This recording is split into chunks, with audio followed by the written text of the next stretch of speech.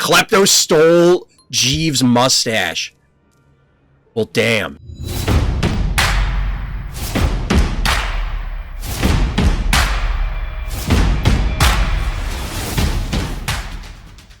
Welcome back, everybody. Welcome back. Just fixing the sound a little bit on my end. Doesn't really affect everybody out there in chat land. Get a little hydrate action from Forgo to start the night. Always looking out for my liquidity levels, we'll say. But we're going to be jumping into some Phobies action tonight. We are closing in on both the end of this week as well as the end of this season with the new updates. Everybody out there is very excited, I'm sure, about this particular season. We'll see what everybody gets in their seasonal packs. What's good, salesman? Welcome. Scrungle, Forgo, what's good? Welcome back. Yeah, I'm 4 away. I expect I'm going to have to do some arena games tomorrow during the day. I don't think... Well, I mean, I'm going to play some games tonight, so we'll see. We'll see. I'm not sure. I should be able to get it. We should be able to get it. It came up briefly last night, as we'll queue up now. It came up briefly last night that I do feel they should drop the quantity of games required. It would definitely screw with the math for like a lot of what they figured, like how long it takes to get certain packs, certain collection levels, just general accrual. But I think overall it would behoove the Phobies team to drop the requirements both weekly and seasonally, so that way more people are more likely to get the rewards. And I think it goes without saying from the player end, but not necessarily from the developer end, that the rewards should at least stay the same, if not improve, for the players. Quick aside, everybody, before we get into the actual content, I was accepted into the Phobies Content Affiliate Program, the content creator program, you might call it. Shout out to the Phobies team, and thank you for that. But the reason I'm telling you, everybody out there, dear viewer, dear listener, is to let everybody know that I do receive some compensation from the Phobies team as a result of being part of that program. Now, I loved Phobies before, and I still love Phobies now, and I expect I will still continue to love Phobies in the future. So look forward to more Phobies content coming from Random's Thoughts. So now, on with the show. Arm Eater number 1 is Chuck. Arm Eater number 2 is Daisy. It's true. It's true. Hematic feels like it's slightly nerfable. I could see it, but I don't know. It's too powerful for 6 key. I'd have to put more thought into it, honestly, because Hematic really does feel like it is just...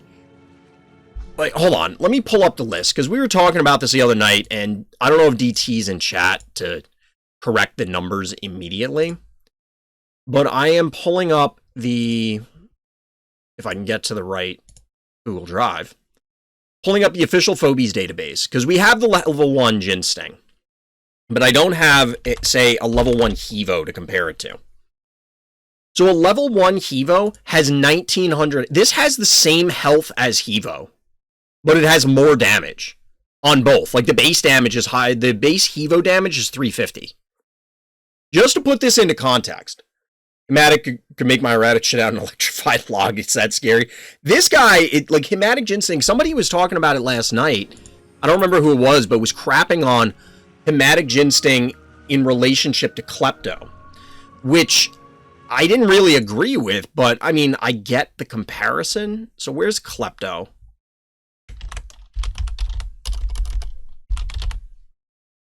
So Klepto starts with 1700 health and the same amount of base attack damage. Obviously, then we're talking an ability versus a base, like static AoE. Klepto is underrated? I absolutely don't think it is. Klepto is one of the most complained about Phobies. I don't think it's underrated. Is my camera tilted? I don't know what's going on. You never see people use Klepto? Really? It was me. I feel like the lob and base AoE is better than the actual stats. Yes and no. It depends. Like, I think they are roughly even. But Hematic Ginsting, when it feels oppressive, is just... feels worse, I think. I don't know if they really need to be nerfed, either. I like Klepto. I keep seeing people using against me. Klepto's a popular Phobie back then, and slowly less people have been using Klepto. I think part of it's people are unlocking more parts of it. I think on parts of the collection, that is. I don't know. I think both of them are fine. The thing is, Hematic Ginsting having Hevo levels of HP feels ridiculous sometimes. Like, that seems a little bonkers. I don't know. And the thing is that sometimes you want the lob. Sometimes you want burst damage. And that's the difference between Klepto and Hematic Ginsting to me. Yes, they both have AoE components to them. But the thing is that Klepto is just not pouring out 700 plus damage at a clip. Well, I mean, eventually it might. I don't know what it does at max level. But you get the idea. The more bees on this can just go, I'm stinging something to death. Like, it's just dead. But you can't necessarily do that with a Klepto. Klepto forces different positioning, but so does Hematic Ginsting. It's a little weird. It's a little weird. I don't know. I like both of them. I like both of them. I already forgot what we were talking about before the last game chat, because the conversation started to bleed into the game, and then I forgot it already. Once I asked Beer Puro about his Hematic Ginsting, he also said Hematic Ginsting is too powerful for 6 key, high damage, high HP. People use both a tank and a damage healer. I mean, the thing is because of the high HP, it basically guarantees that you're gonna get multiple more bees, right? It's unlikely, but it's not unreasonable to say a plain Ginsting dies before it gets a second set of more bees off, depending on the scenario. Generally, that doesn't happen. I think where I disagree with you, Urk, is if you want to say that Hematic Ginsting is worse than Klepto, I can understand that argument. Like, that's reasonable. I think you can mount a stable discussion point by saying that one is better than the other. In no world do I think it's garbage. Like, that and you might be just being hyperbolic, and I'm not trying to, like, put you on the spot for this. Okay, I could get a Phobie that, like a 1 key that will just tank the trap and then move on, sort of thing. I get it, don't get me wrong, like, I understand the value of possibly doing that, but at the same time, it feels like, is that absolutely necessary? I've been cooking, so I've been looking away from my phone, didn't know. Nah, no problem, salesman. Yeah, that last game was lost. Like I said, when I answered Honeybear with Honeybear, I think that was just a mistake. I had the opportunity to be the first Honeybear on the board, and that would have been the better play. But when I didn't do that, I just kind of fell apart because I didn't really have a game plan for what the follow-up was going to be.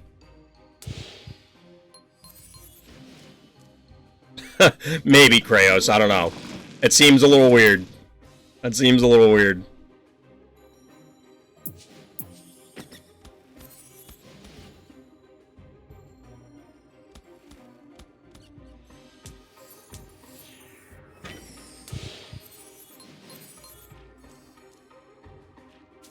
Using tickles is just a temporary solution. I think there might be some scenarios where you can use it again. I mean, I agree. I'm not saying Honeybear is bad against trap phobies, because that's obviously not true.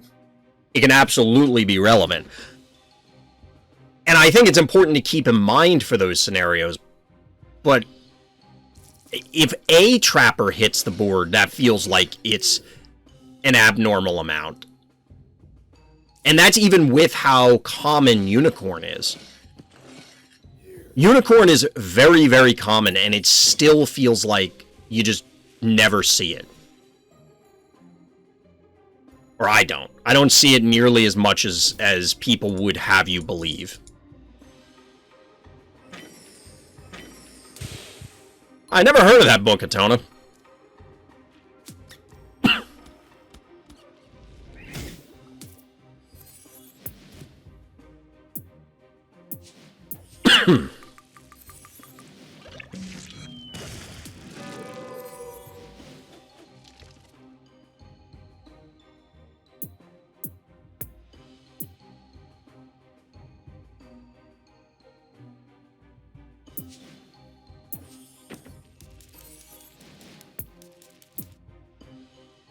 I would have really liked to have gotten a 4-key online, but we're going to do this.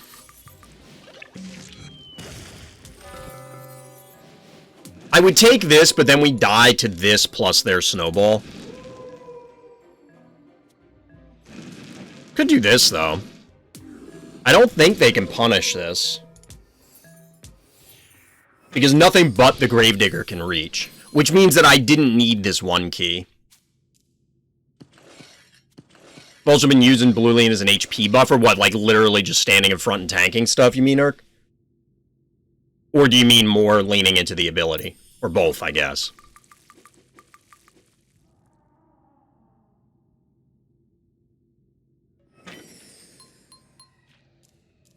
What level is this jar?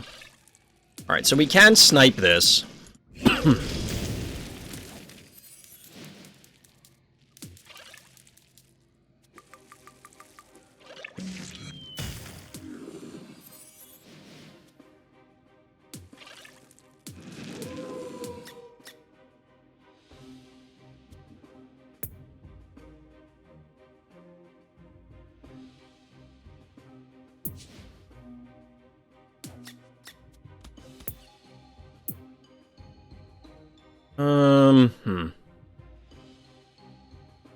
Do we want to get a trapper online? Does that matter?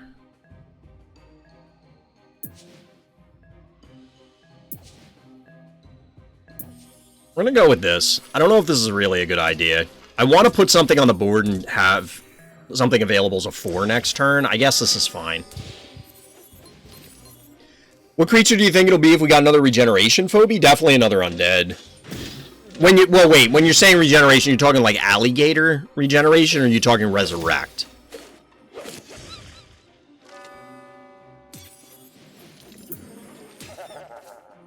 See, like this, I don't know if it was worth it. Basically, we got 1 turn of capping that point for nothing. Cockroach Phobie would be regeneration. Just putting spas below my turrets and extending to the damage intake. That's fair. I mean, like, I think that's absolutely strong. Okay, so like alligator and quagmire. I don't think we're going to get an undead that regenerates like that. I mean, we could. The mech idea, like the self-repairing mech, is interesting. So alligator's a monster.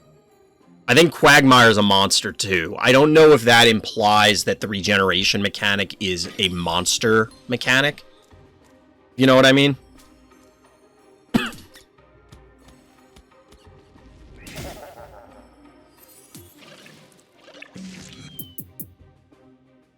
So we absolutely would have been better off with the turret, I think.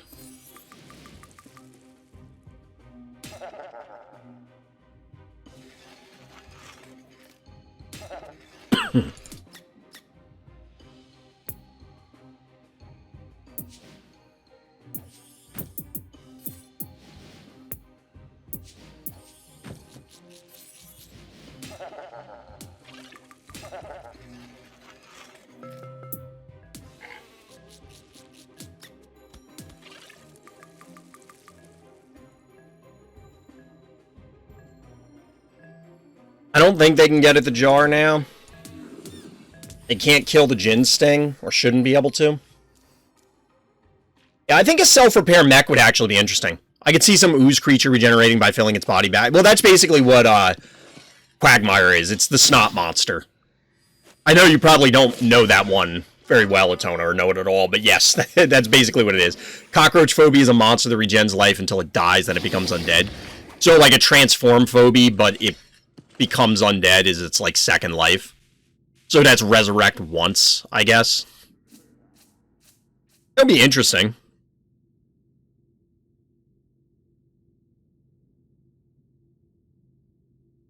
I think there's a lot of things. I mean, most of them that I would come up with would be undead related, not because I like undead thing, but more that...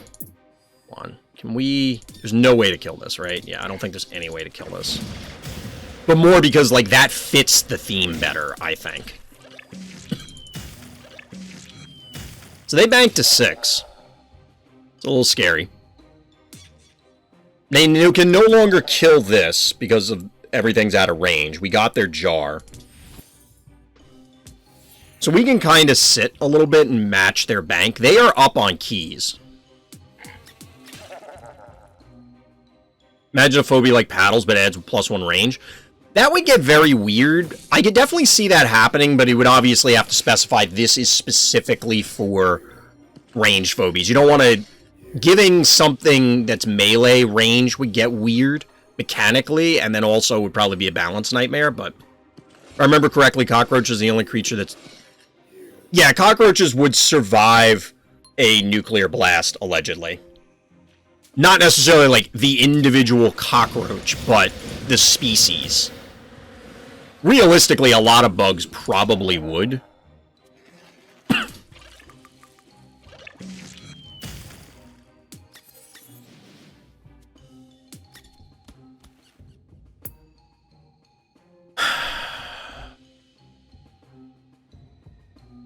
How do we want to deal with this erratic? We could go sheep, because we might be able to get, like, a multi-sheep hit. Probably not, but it's possible. The alternative is we bank for, like, a disease. I mean, we could go Pescetti, but I don't really want to do that. We could go...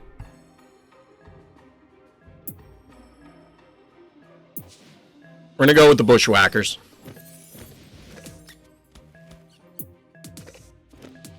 This is actually kind of bad going with this, but I just kind of want to do it. If we lose, we lose. Like, it happens. Cerberus with 2 range. That's exactly what came to mind, Scrungle, is giving range to things that probably shouldn't have it, right? That probably should not have it. Alright, chat, I gotta take a break after this. Gotta ping for my wife. I have a feeling the cockroach would cheat death once, twice, maybe immune to poison. That would be funny. It would be interesting. Can't really give a razor mouth, +1 range. The attack animation would either look weird or have to be reworked. I mean, that's also part of it. Praying Mantis monster phobie? That would be pretty cool.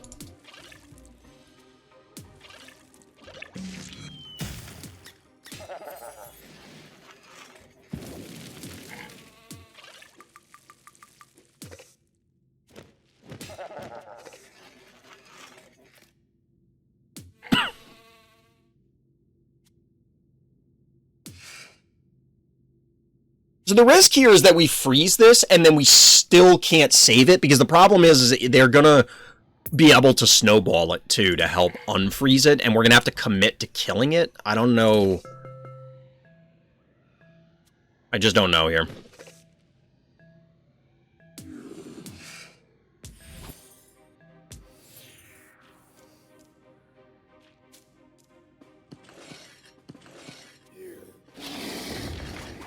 Wow, that's brutal, Atona.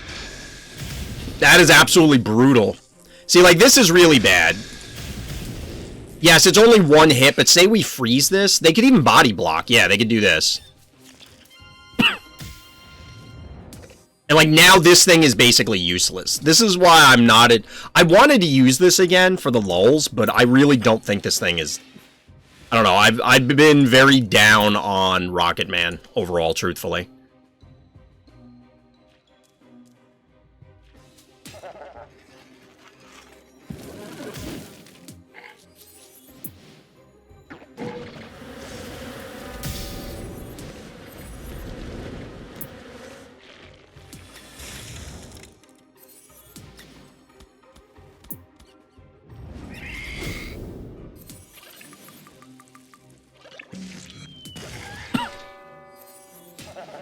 So this won't die to just the lava. This will die because they're going to hit it with this and then something out of... well, they could hit it 3 times between this, and then something coming out. Although nothing should be able to reach it. Morty for the memes. I mean, we've Morty memed a lot. Luffy would be proud. I mean, I'm trying to force it, but I don't know about this, truthfully. They should have enough damage if they sink these 3 in. Yeah, that's 1,200 right there. If they don't kill the Rocket Man, we're in great shape. If they kill the Rocket Man, we're in trouble.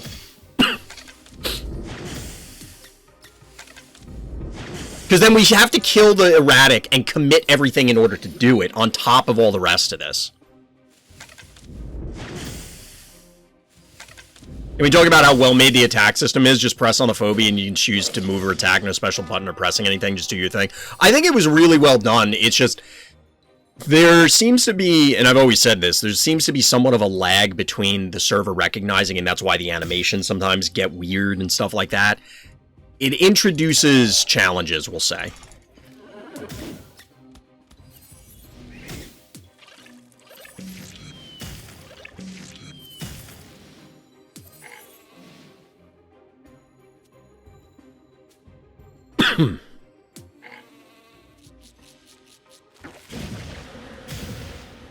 Nah, we probably don't want to do that.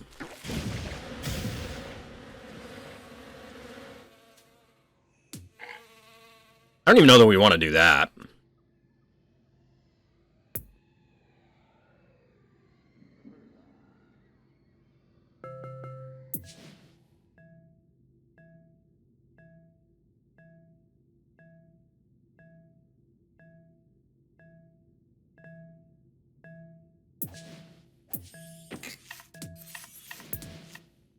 I'll tell you, I want to go baby snaky, chat, but I don't know that that's really the answer here. I wish you could swap the positions when you have 2 1-movement phobies next to each other, so it just consumes only 1 turn. I have to wonder if that's intentional. I think it is, that they said, yeah, that's the way this is going to work. And that it's acceptable that you can't do that.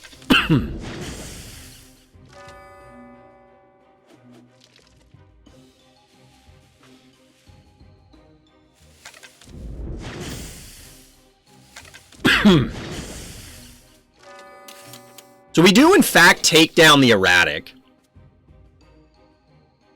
The Mario movie looks really good. I think it is good. I think it looks good.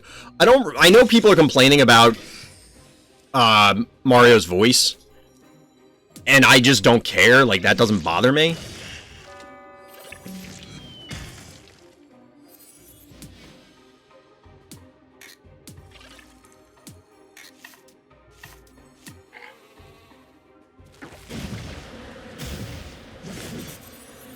Oh, wow, I kill it? I didn't realize it was that low. Holy crap. We're in way better shape than I thought we were.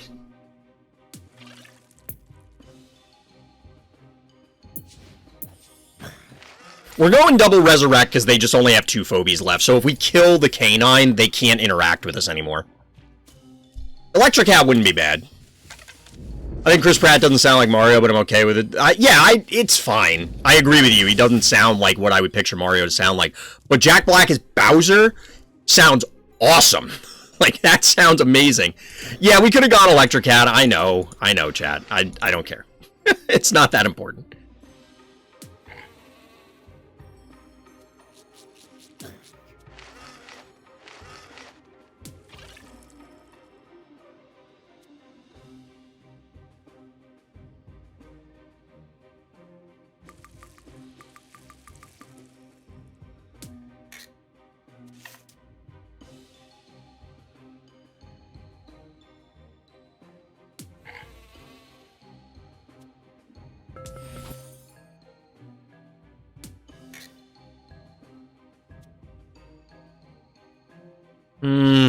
This is too risky, but it's too late to undo it now. It's way too risky. Because they can come in on this and I can't really defend it.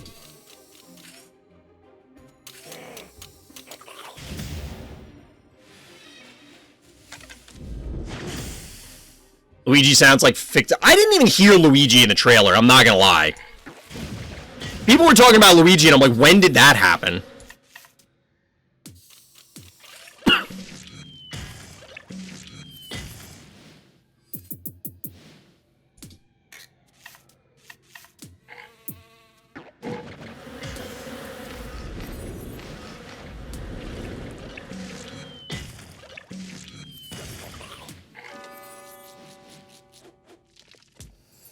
See, this is basically the scenario I was trying to engineer here.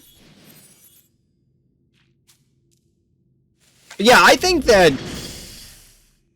Mario's voice is internal to see how... Oh, he's intentional. I guess, is that what you were trying to say? I mean, it's fine, I just don't... It's whatever.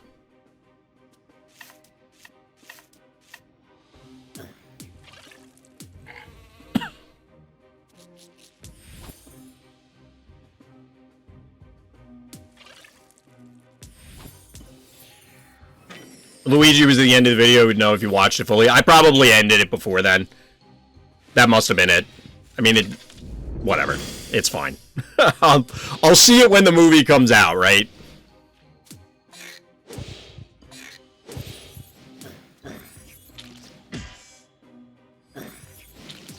We might have been able to kill this. I wasn't trying to BM my opponent, I just wasn't paying attention. GG. I do, Salesman, and there's a game coming out for it. We can talk about that when I get back, but there's a game coming out for Killer Clowns from Outer Space. It's allegedly gonna be an ASIM shooter, kind of like Predator Hunting Grounds, Dead by Daylight, Evil Dead, that sort of thing. Chat, we're back. So people are talking. Is there a leprechaun in this game? There is. Just catching up on chat. Always watch things and fully make sure there's nothing hidden in the end. It's a trailer. I don't care. Like. They can either put everything in the trailer, like in the part of the trailer that matters, or I don't care, I'll see it in the movie. Like, it's fine. The only part that I cared about going into the Mario movie trailer was, am I gonna like Bowser? And I do already, so that's all that matters to me. The rest is whatever. As long as Bowser has some fun and cool scenes, then I'm fine with it. Leatherface sucks in Dead by Daylight. I've never actually played Dead by Daylight, but yeah, the Killer Clowns from Outer Space game is supposed to come out in 2023, and it's supposed to, from what I heard, it's going to be a 4v3 ASIM shooter where it's 3 clowns, 4 survivors, basically.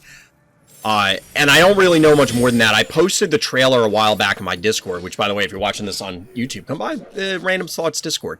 It'll be in the description. Usual thing, as well as the live stream, RTChompGG over on Twitch. But Bowser is one of the guys that I want to win. I hope Bowser wins, because I think it'd be funny. It'll never happen, though. It'll never. I mean, he's gonna lose in a way that he can come back, right? But yeah, there's also another ASIM shooter, like not next week, but I think the week after. Fine. I think it comes out on the 20th. I don't remember if that's the right date. But it comes out this month. There's going to be a Ghostbusters ASIM shooter where it's 4 Ghostbusters versus the Ghost, which is pretty cool. So odd to see Blasto here. Yeah, you're not wrong. You're not wrong. Claus is doing some weird stuff.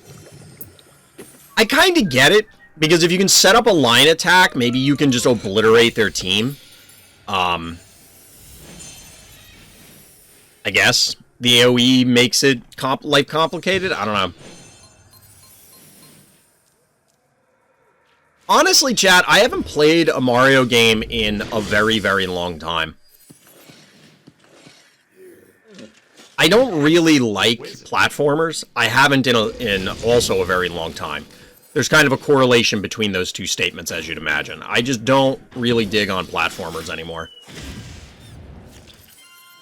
Oh, this was well done. Satisfying. This is well done. Oh, excuse me. But this is a pretty juicy beam attack here. Like, look at that. Yeah, Stimpad line attack plus the AoE here. Like, ouch down population hyper eat. My friend, that must not feel good. I can tell you that much.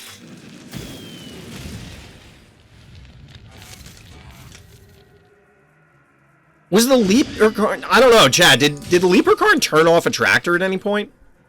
I feel that way about FPS games. FPS games have felt stale since Halo. I think GoldenEye was the last game I enjoyed. See, I'm actually somebody who hated GoldenEye, and I wasn't bad at it. I mean, don't get me wrong. I'm not like, oh my god, I was the best GoldenEye player on the face of the earth and the next galaxy. Like, no, I was just pretty good at it. I just didn't like it. I thought it was boring. And I also don't like Halo. He did hit the attractor hit the attractor with Firkin. That's pretty cool. Like, I didn't like Halo. I really didn't like Halo 2. I just don't really like first-person shooters that much. I prefer third-person shooters, personally, but... I mean, it is what it is. Who hates GoldenEye? I mean, I don't hate it, I just don't like it. Like, if I had a choice, I would... So, for example, the GoldenEye remake apparently is coming out, and, like, I have zero interest in playing it. Like, literally none.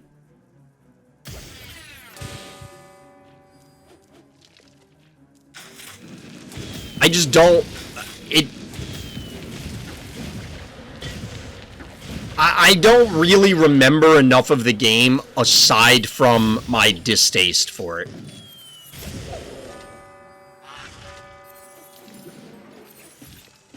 Well, there were a lot of things with respect to the game system, as in, you know, it was in the N64 era, that sort of thing. I don't know. I'm a killer space clown. I mean, I will be. If I play that game, I'll 100% playing the clowns. The thing I don't, like, I'm a little concerned about that game because I like the ASIM ones where I don't have to worry about my teammates being ding-dongs.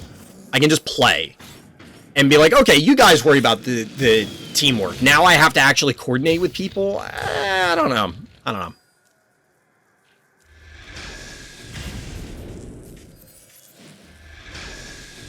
B5 Phobie. Ah, baby. Where's your go, baby? That big guy is over and done.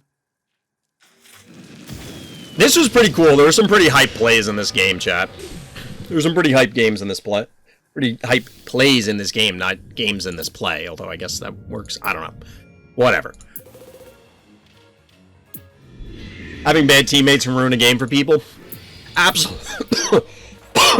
Absolutely. It just depends on how much teamwork is actually required. So, for example, you can play Gears of War, and yes, it's a team-based game, but the general strategies for it, if you're not, like, being super sweatlord about it, it's like, oh, there's a point. Go to the fucking point. Which apparently is way beyond Overwatch players, but that's a common meme. If it's, you know, elimination matches, well, don't die. Support your teammates. That sort of thing. But in an ASIM shooter, it's going to be interesting to see how they try and balance it, because it feels like it's closer to a 4v4 shooter. It obviously is. Instead of 1v4, it's 3v4, assuming that's how it works out.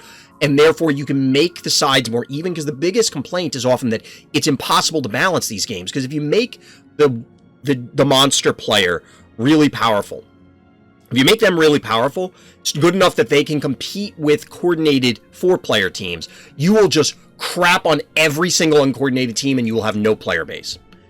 But if you make it weak enough, then the solo player, the monster, cannot beat a coordinated 4-player team. Like, it's just impossible, because they'll just demolish you.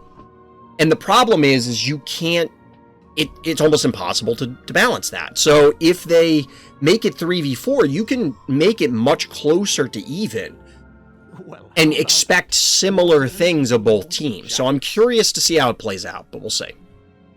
Gears of War is so amazing. It's my favorite shooter game, and always will be. I'm so excited for 6. I can't wait for it. I really like Gears. I love all the Gears games with the exception of Judgment, and I only just didn't like the multiplayer there. The reason it worked to look at the floors because the game didn't draw as much stuff in, it essentially reduced the draws to 0. Yeah, that makes sense, Atona, for GoldenEye.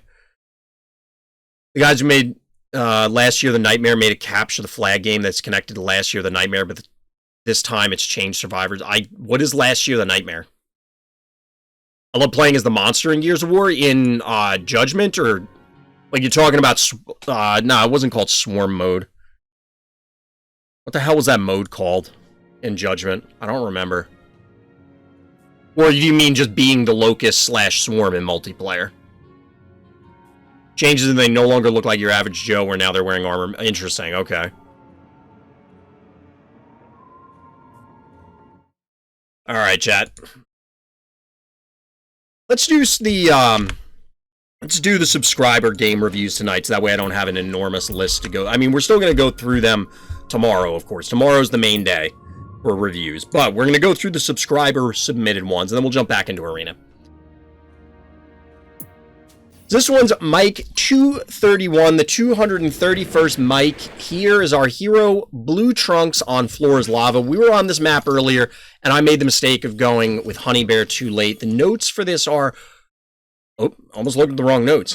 First time using Honey Bear, I messed up a little bit while using him. So, ironically enough, we get a Honey Bear. So, let's take a look. Let's take a look.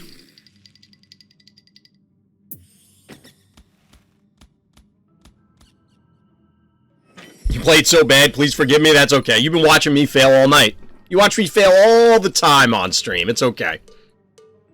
Which, by the way, if you're watching this on YouTube and you want to get your own game on the stream and, obviously, on YouTube, then come by the live stream, RTChompGG, hit up the Random Thoughts Discord, there are instructions there on how to submit the games, and of course, as always, likes and subscribes. But speaking of likes, we do get everybody's favorite tardigrade, and that, or we're assuming it's a tardigrade, enormous tardigrade, and that is Honey Bear. In a game that I played earlier that I lost on this. I was the second player, and I went Honey Bear too slowly. I could have had the first Honey Bear, and I didn't. Now, this is... Okay, so I'm calling this out not to pick on our hero here, but because this is relevant. So, you actually have a 3 range on this, so 1, 2, 3. If you hit this spot, you can turn off both these panic points. Turning, like, this spot and this spot, it's no point in mudding them. And then you'd have a 3-to-1 panic point advantage instead of 3-to-2. Did a double freeze? Clinico and Chuck? Nice, nice. Most definitely a tardigrade looks yeah, it does. We were talking about this before, Ark. It absolutely does. I forget what stream it was, but it 100% looks like a tardigrade. The big debate was like, what... Would a tardigrade, like, vomit like this? Can they do that? It was probably a misclick on that. It was a 12-hour shift when I was playing this. Fair. Fair.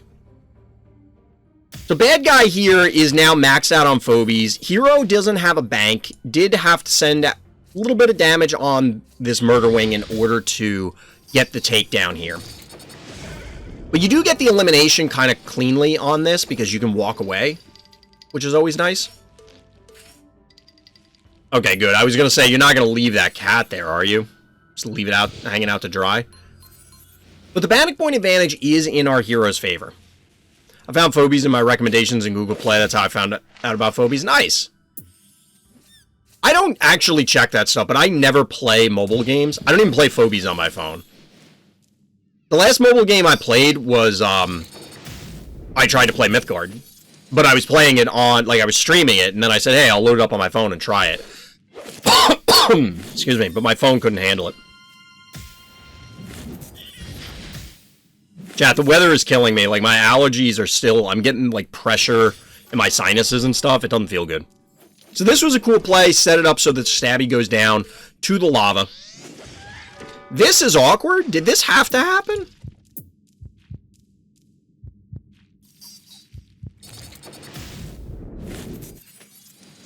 This pulls back. This moves up.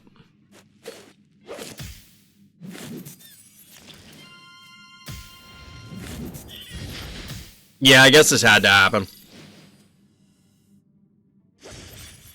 I mean, it didn't technically.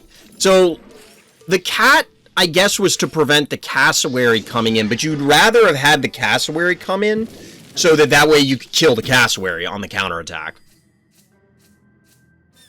There's some good mobile games like Plants. I mean, I played Plants vs. Zombies. I played Clash of Clans. Angry Birds I never played. I just don't like gaming on mobile stuff. I could do it on a tablet, but it's too small on my phone. It's too small. It hurts my hands. What was that? Why did this happen? Really? I mean, I guess. At this point, I think our heroes add such a significant advantage. The board they have is just way better. Now, this Misanthrope could be a challenge here, because I don't know how you ever dislodge it. Honey Bear looks very much like a leech HP. It has all the signs of being a spooky, scary ghoul. It does kind of look like a leech, an actual...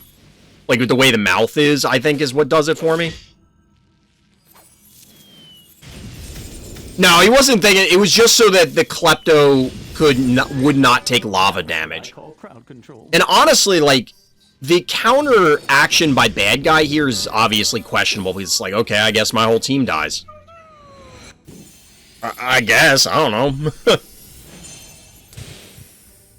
Yeah, I can kind of see it zombie-like. You could... I can see it. I can see it.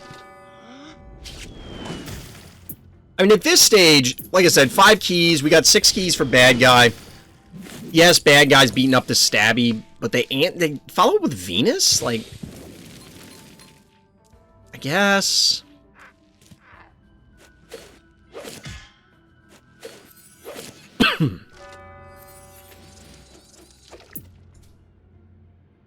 Yeah, this is fine. Ooh, Clinico. This feels super punishing on the other side, because it's like, oh, I put in so much effort to beat this thing up, and then all of a sudden the stabby's basically at full health again. This throw is just baby snaky, but has 500 extra HP and 200 less attack. And no life leech. I get where you're going with it, but I think they're different enough. I think they're different enough. Hey, Jenna, what's good? Question is our hero gonna snipe this jar? They are. Oh my god, it actually died without this. Like, it didn't even need extra help. This is brutal. I don't know if bad guy was giving up here, but this feels like, yeah, this is not good. Not busy day? Alright, well, welcome. Hang out. I need to play Honey Bear more so I can get better. I think Honey Bear is good. I think Honey Bear is really good. I think Honey Bear is underrated. I don't think I value it as highly as DT does. But I absolutely recognize there are a ton of great scenarios for Honey Bear. Like, great scenarios for Honey Bear. This being one of them. So, well played. Well played. Not bad. Not bad. But yeah, Honey Bear, I think, is absolutely underrated. I don't know if people just straight up don't have it, or if people, like I said, underestimate it. But Honey Bear can absolutely do some wild things in a variety of different games. There are a ton of different maps where Honey Bear just blows things wide open, and I don't think people respect it enough. I'm just doing some housekeeping, chat, because I wanted to download one of the previous streams so I can get it ready for editing. And just finished, so I want to rename the file before I forgot, and then go, well, which day was this? Such a savior on Pluto, though. I never used him there. Pluto is a great, like, this map pool. I don't know why I clicked on that. This map pool seems pretty decent for it. Well, maybe not. There's 2 out of the, what, 7, 3, 6, 8. 3 out of the 8. But yeah, you can make great use of it on Flora's Lava, great use of it on Pluto. Probably not on Ergo. Probably not on Ergo. The new maps don't seem to be spectacular for it. Maybe here on Phobia.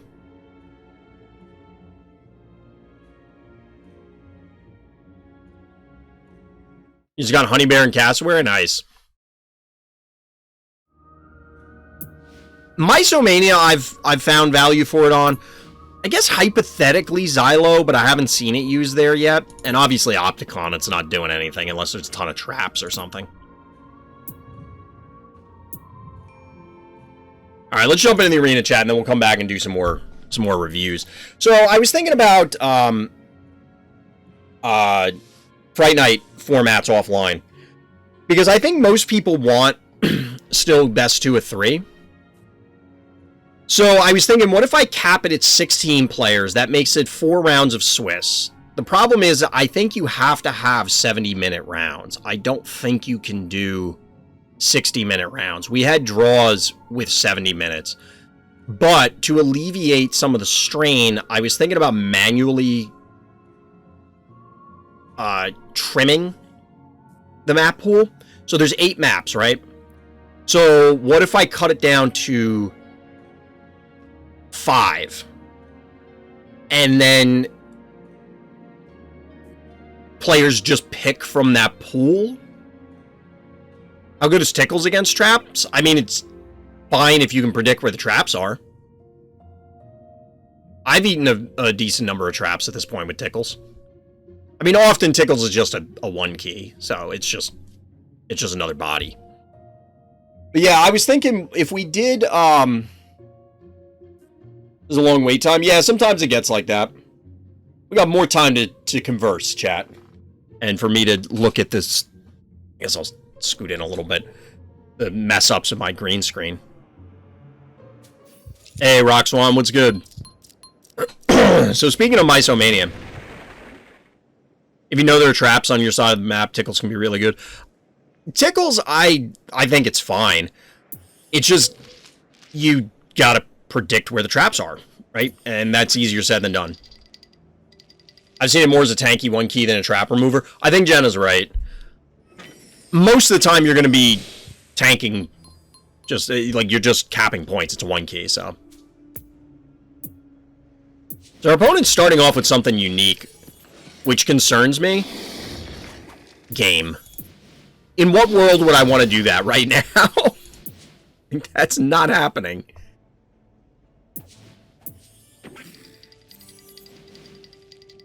Numbskull's job now. I mean, you could say it was Boomer's job before, just being the tanky 1 key. And just even eating traps. Tickles is tankier than Cowbell? I think so. 862 at level 6? Yeah, it absolutely is. Absolutely is. It, of course, represents less damage output, but, you know. You're not really... You're happy about damage from your 1 keys, but you're not relying on it.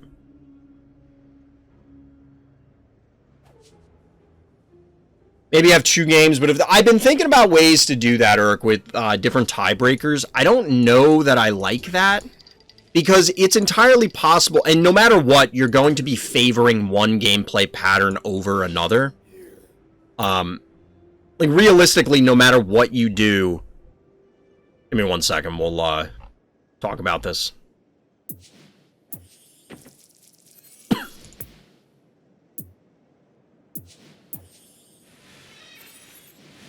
So no matter how you set up your tiebreaker rules, you're going to be favoring certain gameplay patterns. So if you go by hard health, well, then it favors hard pushes, obviously, right?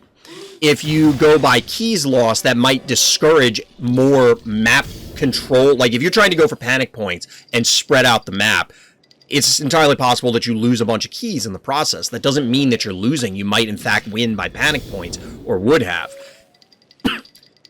If you, like, it basically comes down to, and you keep picking out scenarios, it basically boils down to, you're going to have to end up either choosing and say, well, this is our preferred gameplay pattern, so that's what we're going to lean into, or you just accept whatever happens, kind of thing.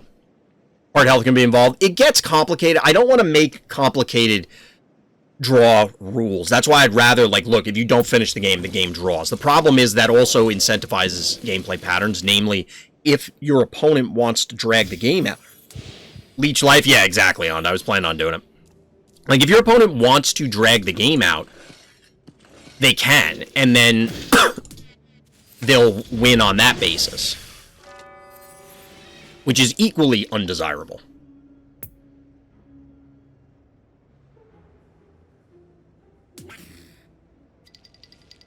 We're getting it out of range of this invading. Actually, that means this has to move.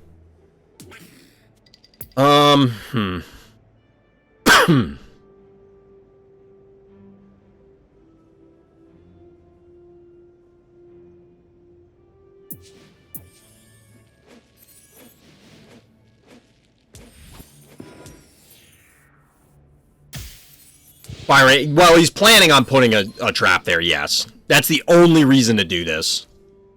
I need to use Poison Ivy more. I upgrade him, but I never use him. I really want to unlock Poison Ivy to try it out. Poison Ivy is super annoying here because you can place traps at the middle panic point, forcing your opponent to use high HP 1 keys. I think most of my 1 keys will straight up tank it, with the exception of Bachelor. Because and obviously, like, boom. Because Bachelor just takes the bonus damage.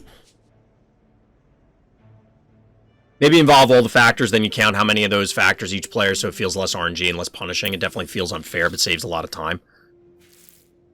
I think it would feel more fair, but I think it would cause more delays in calculating all that. I think it would actually cause more time-related problems than it would solve. If you... The more layers of tiebreaker you add, unless it's like a decision tree where it's, okay, this is the tiebreaker. If you're still tied, do this. And then if it's still tied, do this. And then if it's still tied, do this.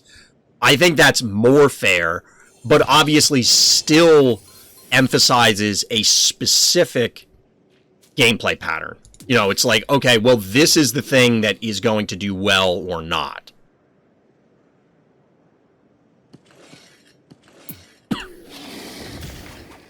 I kind of want to leave this here to tank the trap. I'm not going to lie.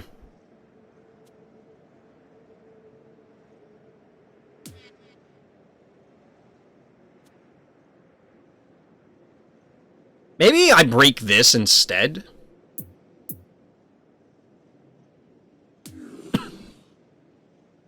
Nah, I don't know that I care.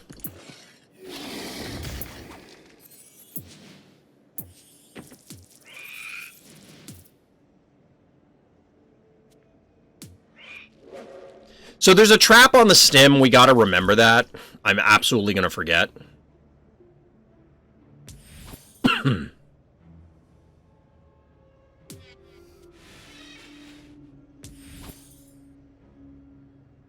There could be a trap on the center point also. Tickles the stem, that's probably what's gonna happen. It's probably what's gonna happen. What is the no point reward for 2 points? That's the jump scare, and I thought I put it at 2,000. It's supposed to be between like 2 and 5,000. I'll look at that after the game if somebody reminds me. I didn't realize it was that cheap. Everybody's been using it to jump scare people. I didn't realize it was 2. I must have just typoed it, because I had intentionally raised it from the normal point value. Because, yeah, that's why, Jenna. That's why it's supposed to be higher. I must have typoed that. Somebody remind me to fix that after the game.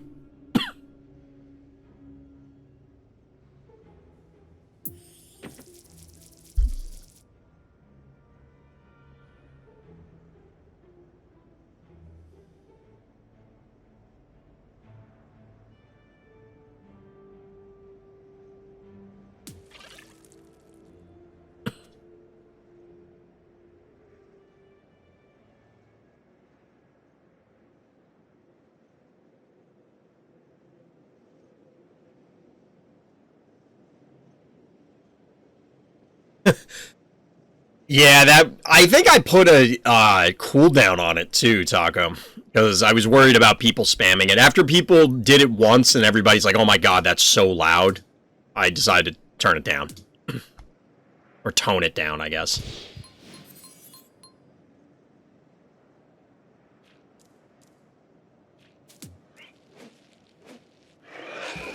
So, I'm sure there's a bunch of traps from this thing, but I don't know where they are. I don't really have any idea.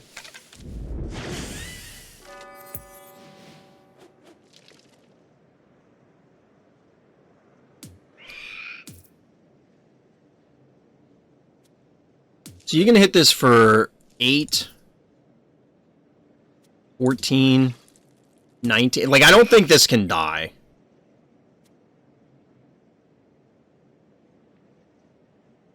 I don't think it can die. This could be very, very bad if it can, for obvious reasons. It's entirely possible that I'm, like, throwing super hard here. That is not what I was clicking on.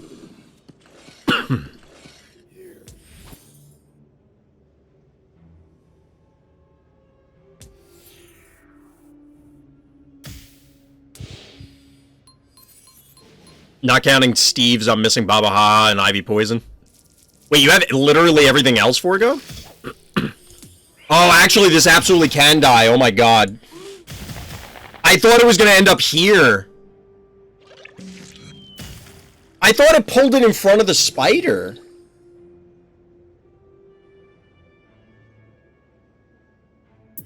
I've definitely gotten caught by this before. I've definitely got caught by that before. I thought it was going to go in front of the spider. Like, yes, this is a legal move, but I thought it was going to pull in front of the spider. Default direction is a straight line. I guess, like, chat, did you guys predict that? Did you know that was going to happen? In retrospect, I should have known. I should have known, but whatever. So we traded Pterodactyl for their cat. Good trades, chat. Good trades. And they have 2 yoinks on the board. You'll love to see it. Kill me now.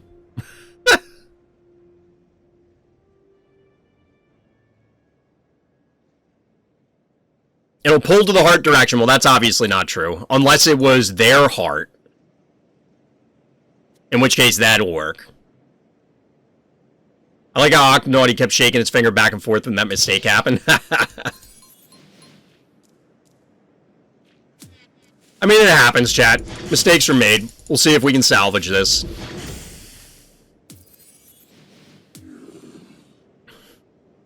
Probably not, actually. We may be throwing good phobies after bad for this. Because we probably lose these two in the process, right?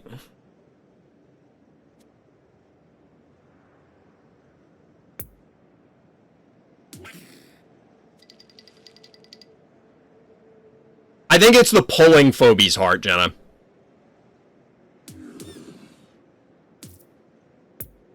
I think it's the pulling Phobie. But what the hell do I know? At this point, like, what do I know?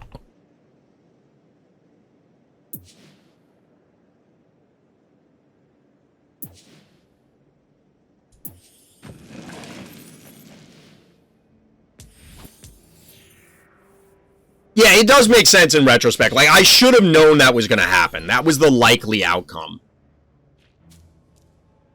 Like, in my head, I just had the wrong idea.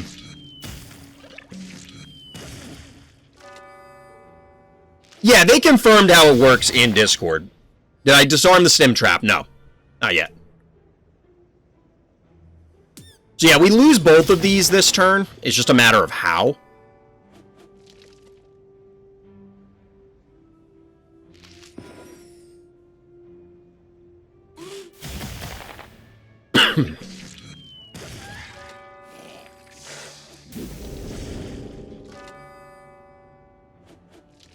So I'm tilting a little bit, chat. I need to refocus. That pterodactyl play kind of tilted me. That tilted me pretty bad. Tonight's not been a good night so far. We're not doing well. We're not doing well. Yoink is still online for this, which is not good. There's obviously... So this sat down here a bunch of turns. There's probably a trap here or here. Get a little hydrate action.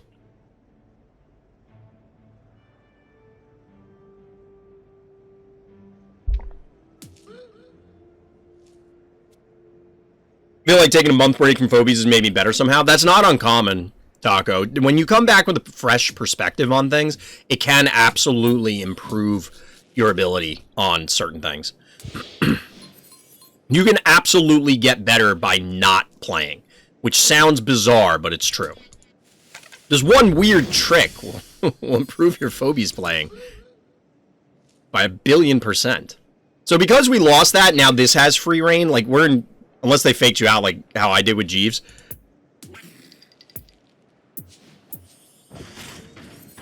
Who did? With this? I don't really understand. I mean, the Jeeves play yesterday, I just straight up missed it. And I'm not trying to take away from what you did, Taco. I was not actually looking at the game. Oh, with Fire Ant, like, they didn't place a trap? That would be pointless, though. Like, there's literally no reason to not place a trap. Like, that would be an actively bad play, because there's no negative to doing it because they sat down there for so long. It would already be off cooldown. Whereas with the Jeeves play yesterday, I didn't realize you were ever in range to put the trap where you did. Like, I just straight up did not see that being the case.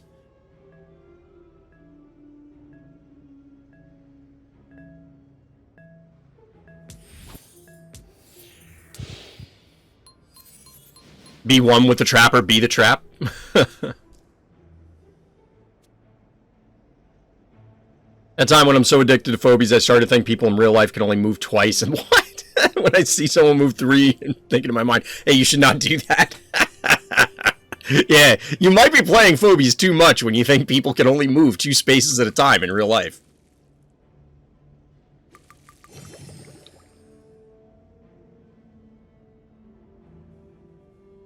I don't know why they retreated that, because I can't reach it. If they could have left it up there for 1 hit.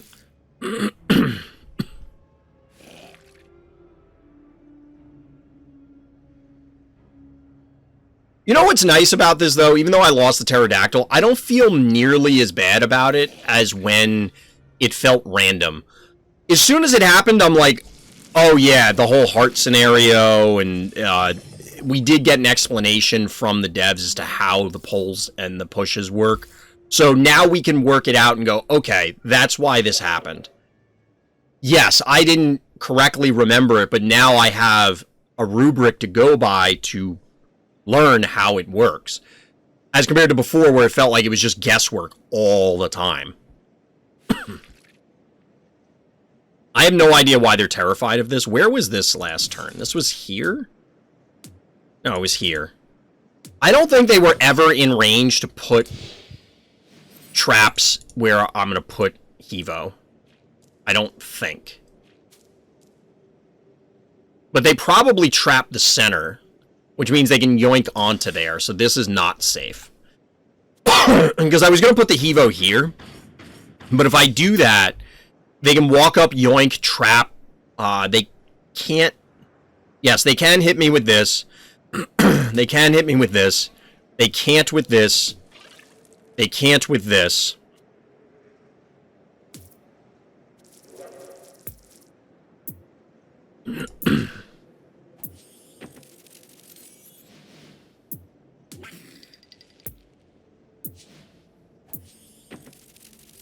We're going to go and soak up all their traps if we can help it.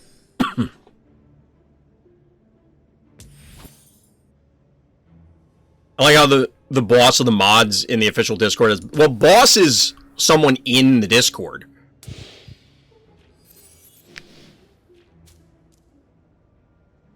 So there was not a trap on the stem, chat, which means that there's almost definitely one on the middle.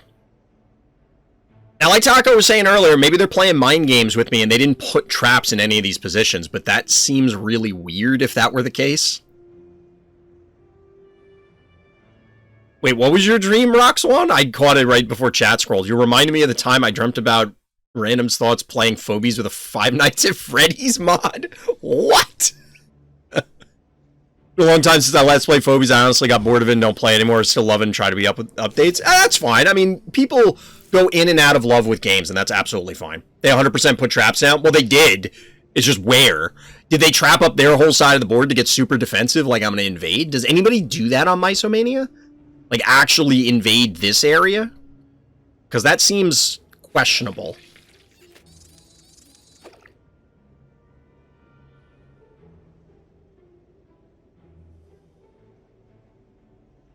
Honestly, more creepy mechanical phobies.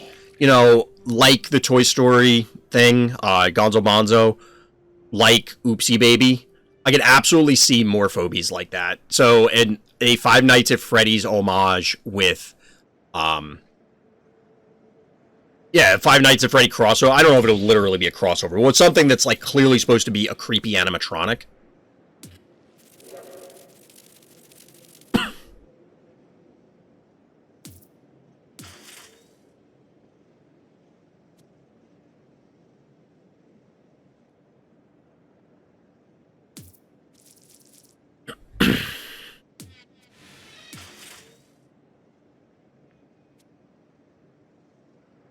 I don't remember, like, could they have put one here? I don't think so. I don't think they were ever in these positions with Fire Ant.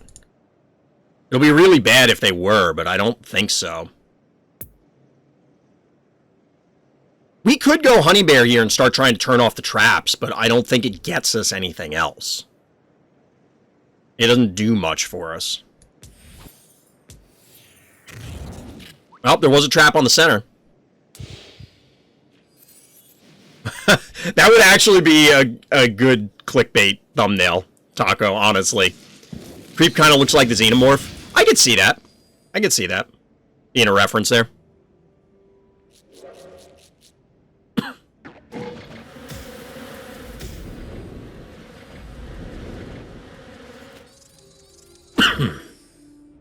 I don't think they want to do this, for the record, because I'm going to walk Hevo onto the stem, which we know is not trapped. Oh, okay. Okay, that's fair. Wait, what?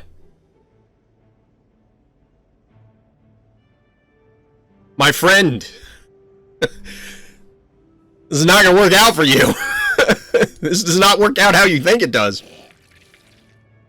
I think that's what it actually is, Taco. Like, it's supposed to be a mummified, like, mealworm or something, I guess.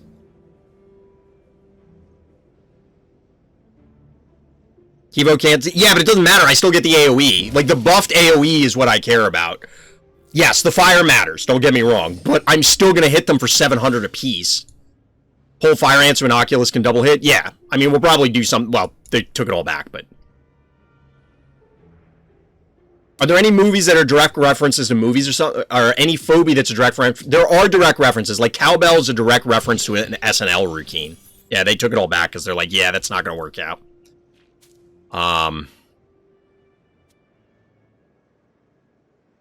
So there's probably traps here. I don't know that we care. We haven't pressured their heart a lot, but we don't have to do anything. They have to come into us.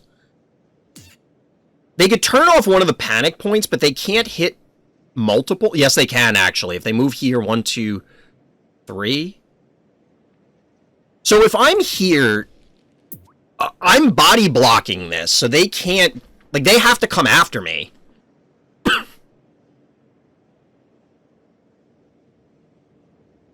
So they, if I move this, they vomit on where Tickles is, this spot back here, and then it turns off these 2 panic points. As it is right now, they can turn off the center one and keep things even, but that's it. Yeah, the glob is obviously the blob, right? There's no doubt about that.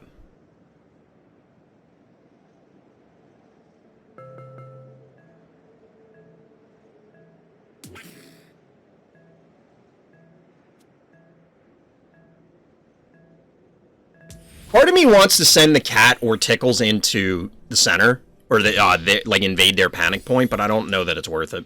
They should have Jar up here, but I think they're fearing this.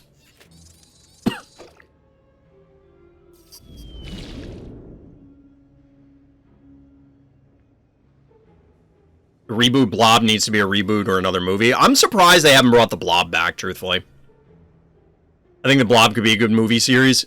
They have, like, there were multiple sequels, I think, to the Blob. I know there was at least one. I thought maybe when last time we talked about it that there was another. Excuse me. You want to see the Blob come back? Eventually, I mean, Hellraiser just came out yesterday or today, the remake. Anybody see that yet? I've heard it was pretty good. Although, there was a minor spoiler that came across, which isn't even really a spoiler, because, like, you knew what was happening. Alright, salesman, have a good night. Take it easy. The only sequel is Beware the Blob? Okay. I thought there was a second sequel, a third movie, but maybe not. But... What the hell were we... Oh, Hellraiser. Hellraiser, they just redid it, and there was a pseudo-spoiler that is not really a spoiler, because it's like, yeah, obviously that happens in this movie. And it's just like, man, you're dumb. Like, why did you do that? Which, admittedly, you could say, why did I do what I did with the pterodactyl, but, you know, whatever. So they still want to do the same play setup. They can't... 1, 2, 3, 4... We could get another Phobie, but I do kind of want to wait.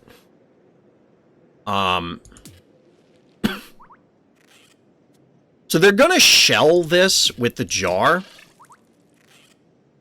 Because I have no way to threaten that.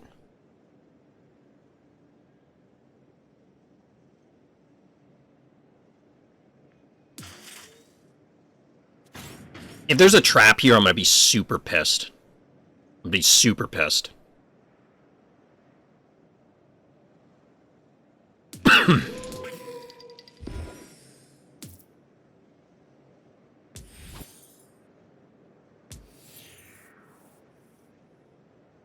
No trap.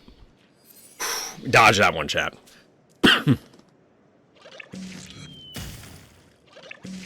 So the reason I did this is I can possibly invade and wipe out a lot of their forces. If they're gonna do that, I'm just gonna back off and wait.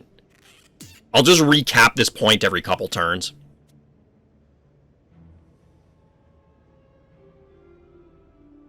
I thought they turned the grayish white because of the cold, Taco. I haven't seen that movie in, what, like 30, 40 years? I don't know. When did that come out? It was in the 80s, right?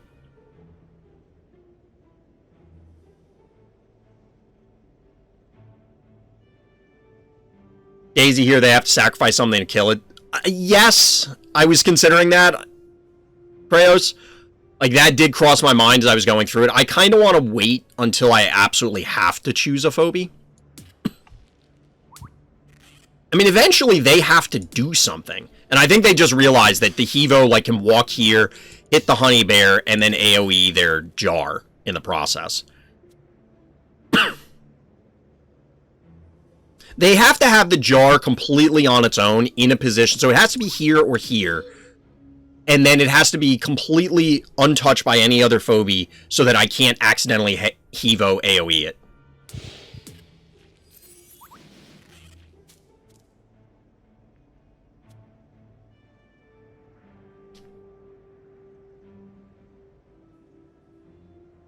So what I could do is send the cat in here. That would prompt something to walk on here. Probably the honey bear. Could be Ginsting.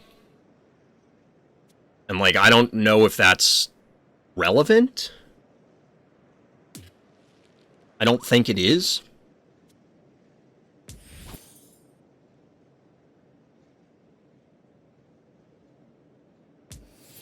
We're just gonna wait until they do something.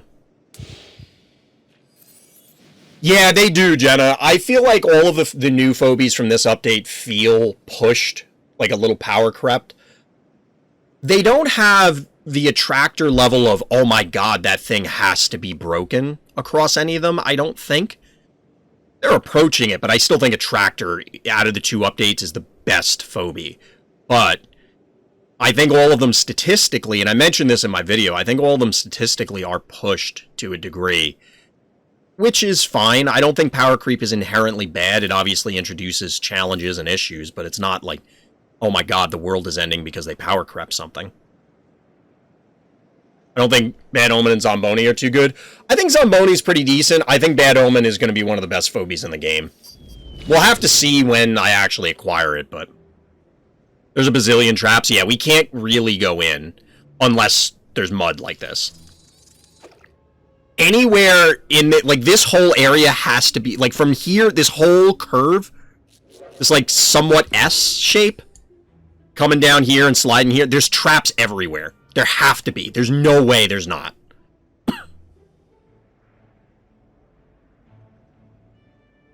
That's true and not true, Bozo. There's been plenty of releases, whether it's MOBAs, it's card games, it's other stuff, where the new stuff is not necessarily good. And in fact, usually that prompts people to complain more when it's not broken than when it is, believe it or not, which is, might sound weird, but it's definitely a thing.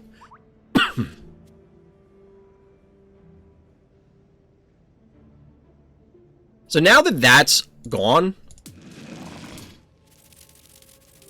we're going to do this.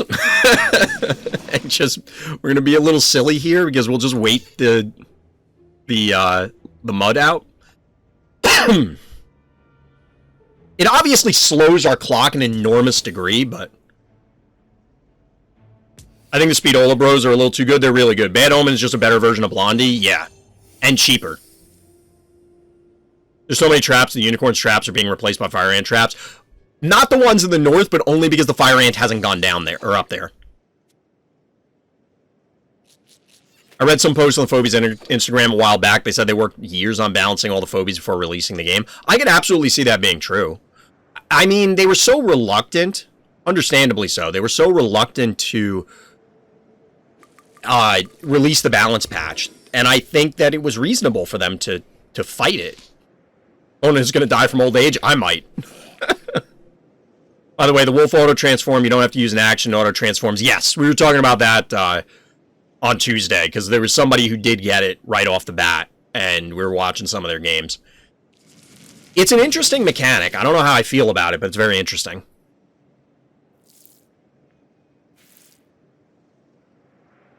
Alright, so they move up here, they yoink. They can hit with this, they can hit with this, they can hit with this. So this is probably a dead spider.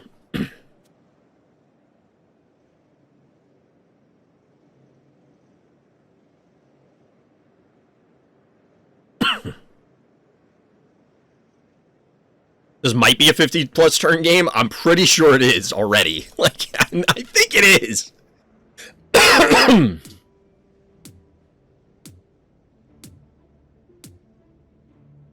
Wolf is a 4-key? I believe so. I'm pretty sure it's 4 keys. They're trying to bait? Absolutely. The question is, can I do anything valuable?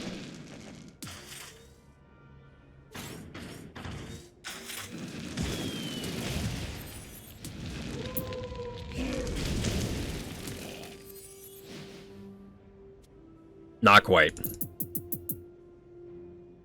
If I don't back off, they can kill the spider.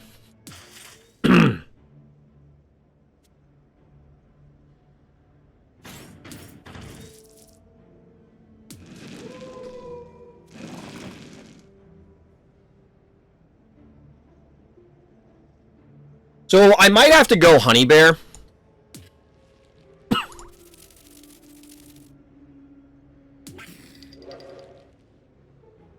Might have to go honey bear. We're gonna play a little minesweeper down here.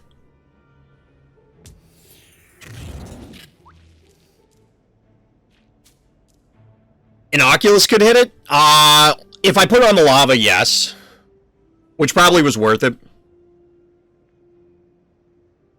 The problem is that, no, I would have body blocked it. Because Spider was here. This would have been, yeah, I would have body blocked. Because I was worried about this hitting it, but we could have gotten it. We can still do it if they leave it alone. We'll see what they do. If someone got a 100-turn game, would you review it? I would, but I would skip through the turns, because obviously there would be a lot of turns of literally nothing happening. We actually did look at a game like that. I think it was 90, because the counter stops, the turn counter stops at like 80 or 90 turns. It's not even like 99, they can't do a third digit or something. It was something weird, because somebody on Pluto, 2 Discord members, just destroyed all the obstacles and then filled the entire board with statues. Like, okay. It stops on... Was it 99? I thought I remembered it being something weird where it stopped on, like, 85 or something stupid.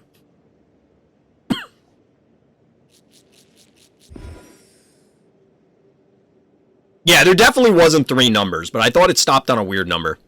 Does it just force a draw? No. Because technically, you can still take actions. Yeah, that's what I was worried about, Onda.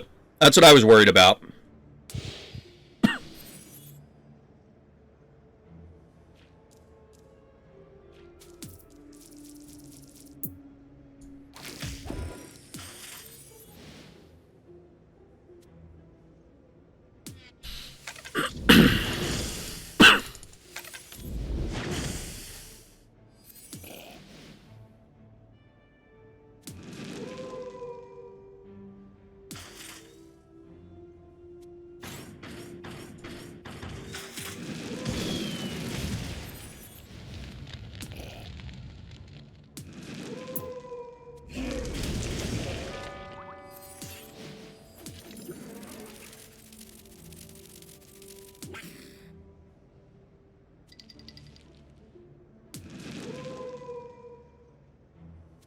This might not be worth it, but we're going to try it.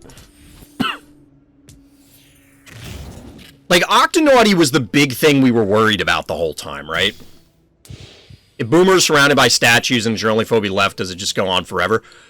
Yeah, like, unless somebody concedes, the game has no way to know that the game is in a draw state like that. Tickles must be very annoying for them, I would imagine. Because honestly, like, I don't know if we'd be in this position if I didn't have Tickles, because we would have had to eat some of the traps.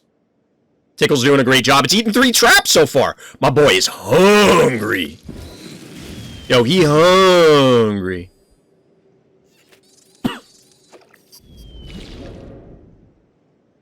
I'm sorry, what? Why did that just happen? Like, what? Why did that happen?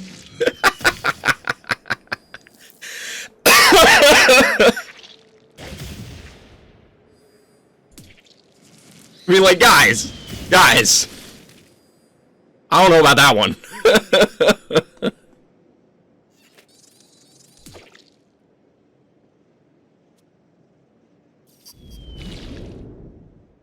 Okay, so they don't want me invading their stem is what they're avoiding here. What are the odds there's a trap up here? There's no way there's a trap there, right? Like, I don't think it's possible. Oh, you absolutely did not want to do that, sir. Sir, that is not what you wanted to do. I have bad news for you, friend.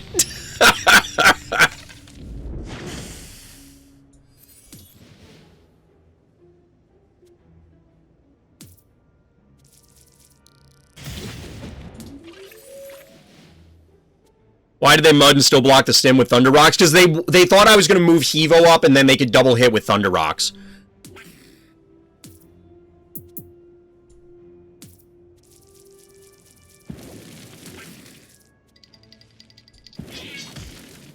Oh my god.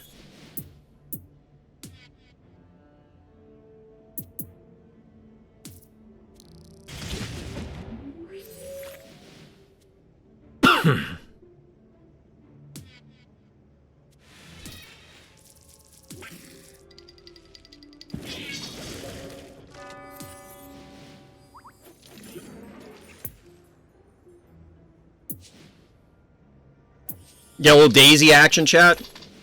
Get a little Daisy action going.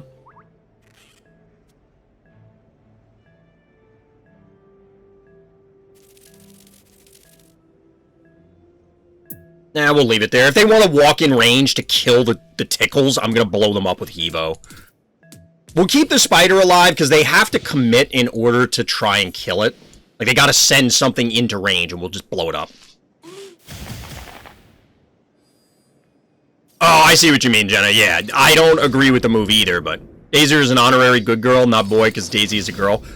Fair. But Daisy is also a cat. Nobody calls cats good boys or good girls. At least, I've never heard anybody do that.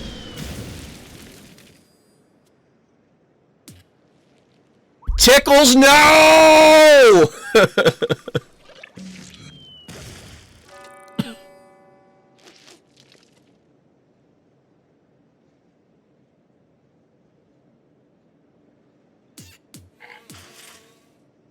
Does she have flavor text?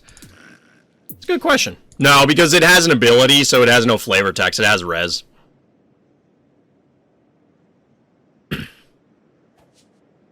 They're finally killing the mighty tickles.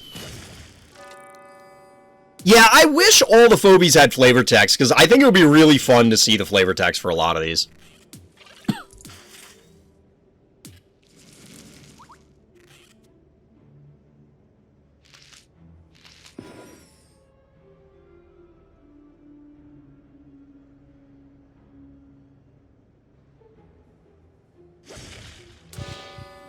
So honestly, Daisy might have been a bad idea because of, you know, Trap City here, but...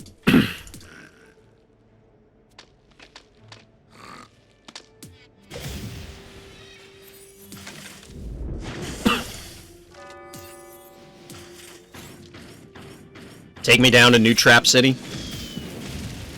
So the mud is going to fade on their turn. If there's a trap on the stem, we could get caught by it. I don't think they can kill the Hevo even with a trap, because it would be... Actually, it could be 600. So that's 18, so that's 4 and 6 is 1,000 plus another 4. I don't think they can kill this. Point is, like, I could run away to heal, and we obviously have an enormous life lead.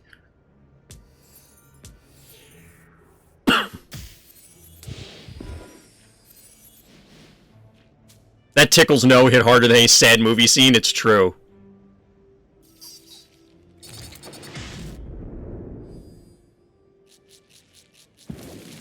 Hey guys, Today we're gonna talk about the top 10 saddest anime scenes. Number 10, Tickles. No!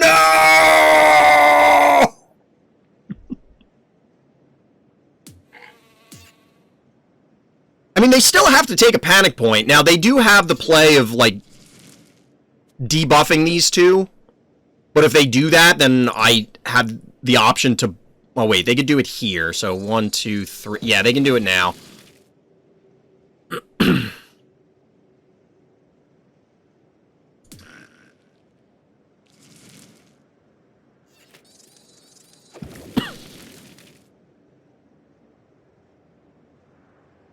But this is fine, because then if they mud here, I can stand on the panic point, and if they put a trap here, it's deactivated.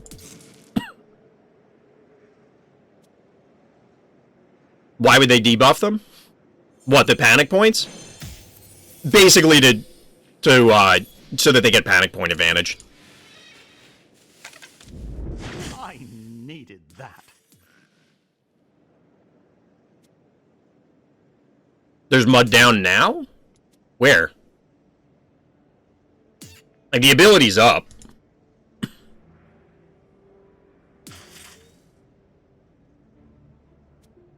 Yeah, we could probably do that, Onda. I think that's the correct play. Like, I doubt there's a trap up here. It's possible. There's also possibly a trap here. Doing this is probably safer. No, the trap would have gone off last turn, right? Because the mud fades at the start of their turn. So there should not be a trap here.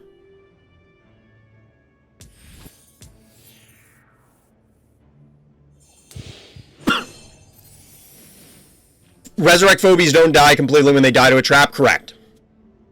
Watch Trap from 10,000 BC get me? That's probably what's going to happen. What, don't risk the Hevo? We watched the mud fade, so we know and they were never in position after that to do it. This would have been a good reason to move it so that they couldn't invade like this. Because now I have to walk this away. Which is fine, I can still hit it once, but...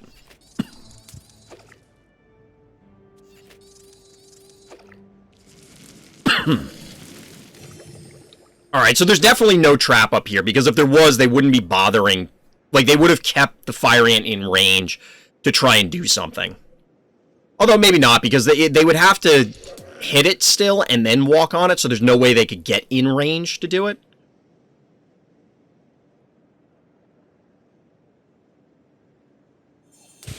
But yeah, the trap from the Cretaceous period is absolutely going to be my downfall this game. It's just a matter of when, not if.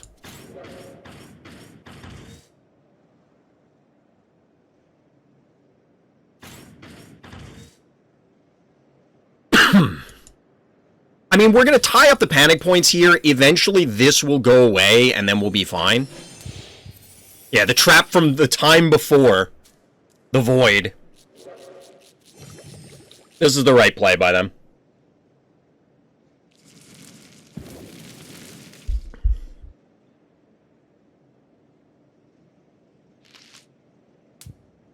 $1,400 health.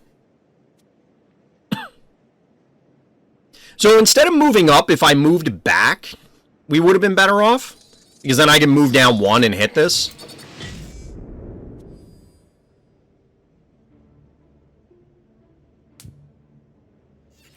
The problem is, remember, there's traps down here. We don't know if they trapped up the lava. They were down here for, I don't know, 30 turns. They probably trapped the lava.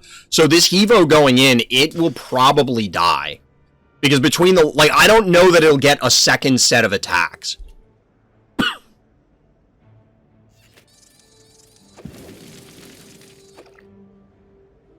I thought the heart was one shot. Yeah, if the heart was one shot, we definitely go for it. There might... What are the odds there's a trap here?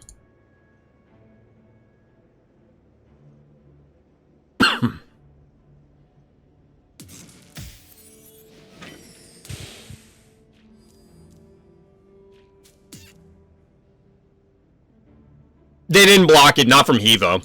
Hevo can still get it, because I can AoE. The question is there a trap here or is there a trap here?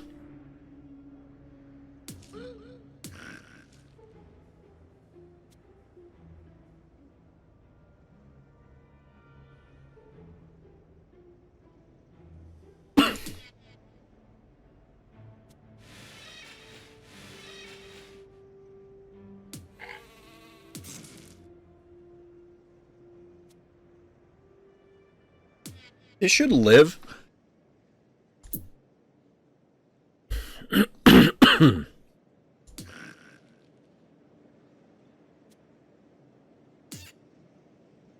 So let's say it's 6 and 8. It's 14 and 6 is 2,000. Like, if there's a this trap here, and we send Hevo on this stim, we're dead. But we're no longer applying pressure to their heart.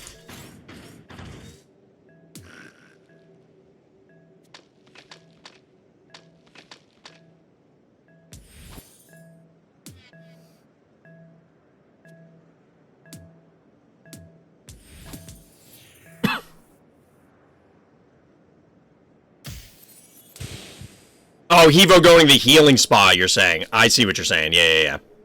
I thought you were saying blocking off the heart, which obviously that wouldn't matter. In this scenario, anyway.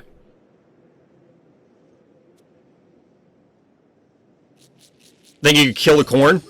We probably could have. But I'm, again, committing the Hevo in where we know this whole area is lined with traps. It has to be. And if we lose the Hevo, I will lose the game. I don't think I can win at that stage.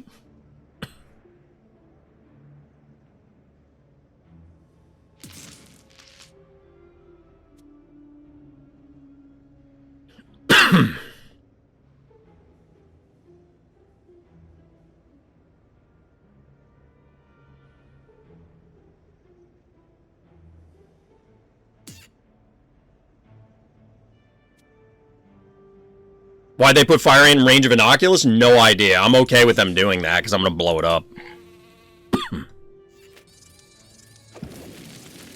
This is a weird graphical bug, because the healing spot here looks like there's an undead standing on it.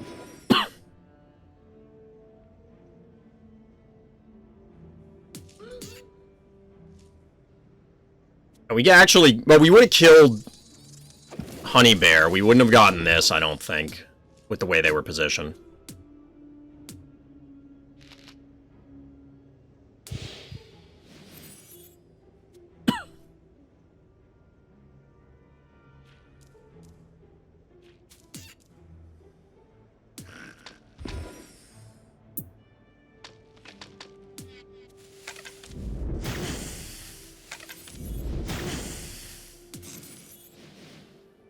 We obviously don't want to walk in range. There's probably, like... Where was this? This was on the spa, I think?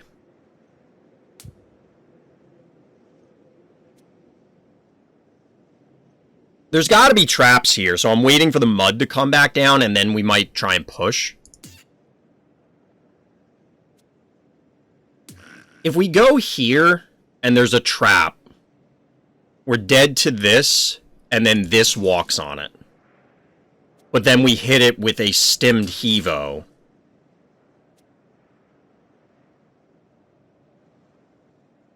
Or 7, 8. It wouldn't actually be enough to kill it.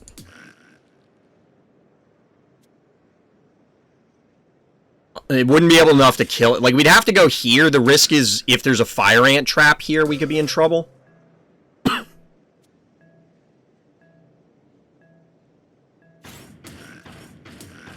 We're doing this. Alright, so we knew that was going to happen. They have to pull the fire ant back in order to kill this. Because nothing else can reach it. And if they do that, we blow up the fire ant with the Hevo.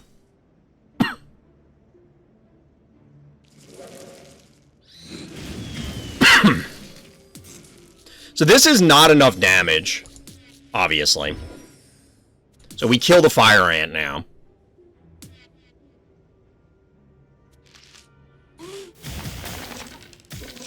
Oh no, this can reach now. I don't know why I thought that would not... They had to use the fire ant.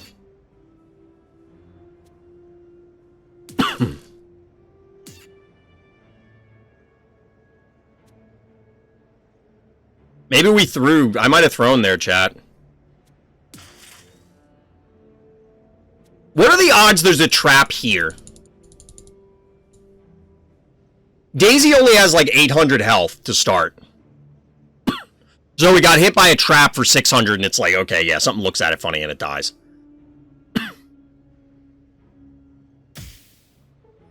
Yeah, I think we can still win it, but what are the odds that there's a trap north of their stem? Like, if I just do this. If 470...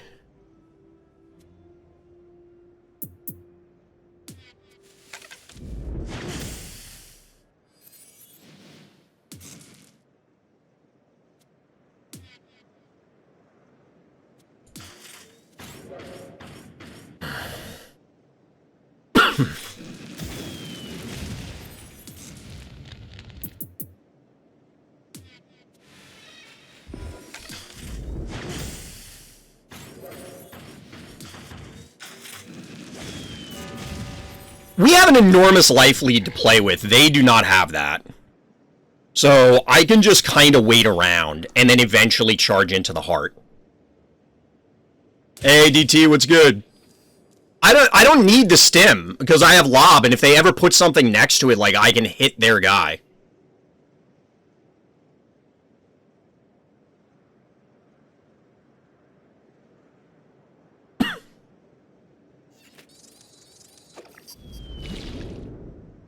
Sure.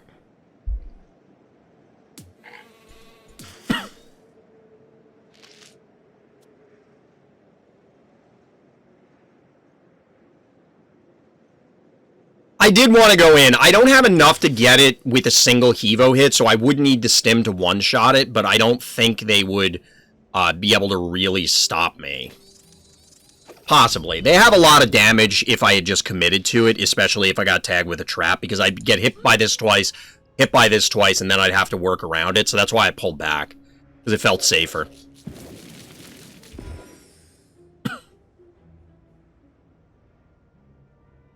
So we'll eventually recap this. There's no traps on our side because they had to move so far with the what's it called?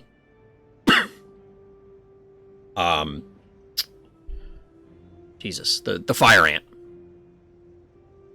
So, like, Innocuous comes down here, this slides all the way to the bottom, eventually we'll even make a stop off at the healing spot to heal up, and then there's nothing they can do, basically. Like, they'd be better off if they stayed on the stem, because then I have to take the scenic route. For what that's worth.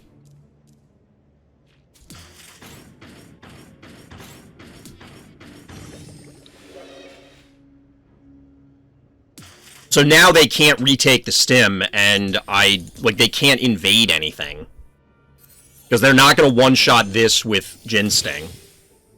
I'm using Fire Ant, Corn on the Cob, and Venus on Floor's Lava. Oh my god.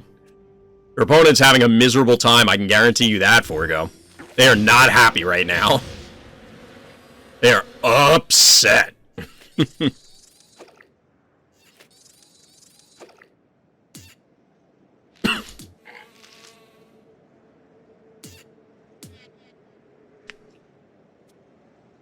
Well played, bad guy, but I think we got this one.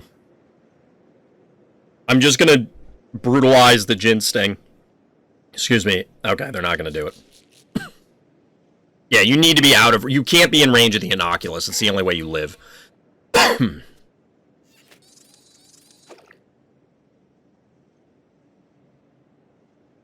since I'm on the healing spa, I mean, I could take the stim, but I won't get enough damage to kill this.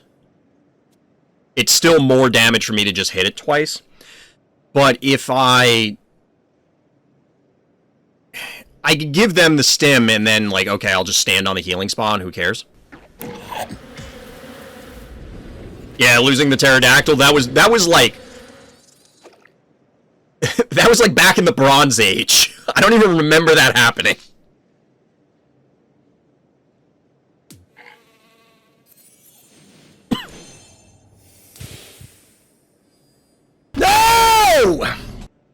Get a little jump scare action going.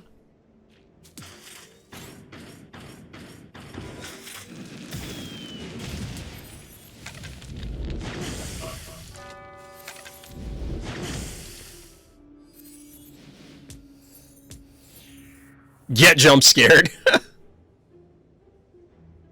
Is this a game where you lost Aerodactyl? Yeah, that's why I said it was back in the Bronze Age. It was before the Bronze Age. People are still using stone tools. Yeah, it is a GG. Even if I stepped on a whole bunch of the traps at this stage, I don't think it's possible for me to lose. Imagine getting jump scared. Imagine jump scares in the year 2022.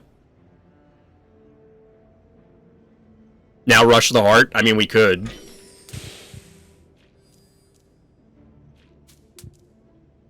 That would probably be faster, right? This would be a faster way to end the game because there's just no way they're killing me.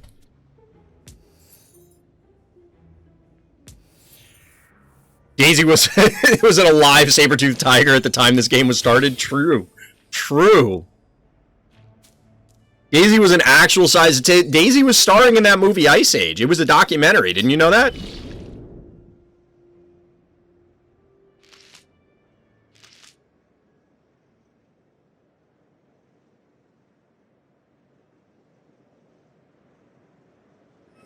Can we check how many turns? Sure. Sure. We'll take a look. GG, bad guy. The marathon game. GG. I got 1 tier out of hitting that heart. 1 tier. What was the Sabertooth's name from Ice Age? I swear to God, I have no idea. I've actually only seen the movie Ice Age once. And it was actually recently. I was aware of them. Diego, yes. I think Diego is right. I'm pretty sure that's correct. Alright. I just want to get the diamond one, and then we'll...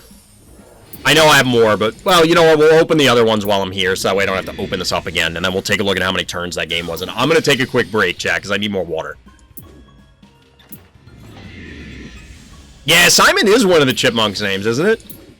Did anybody see that movie? Because that got made this year? Last year?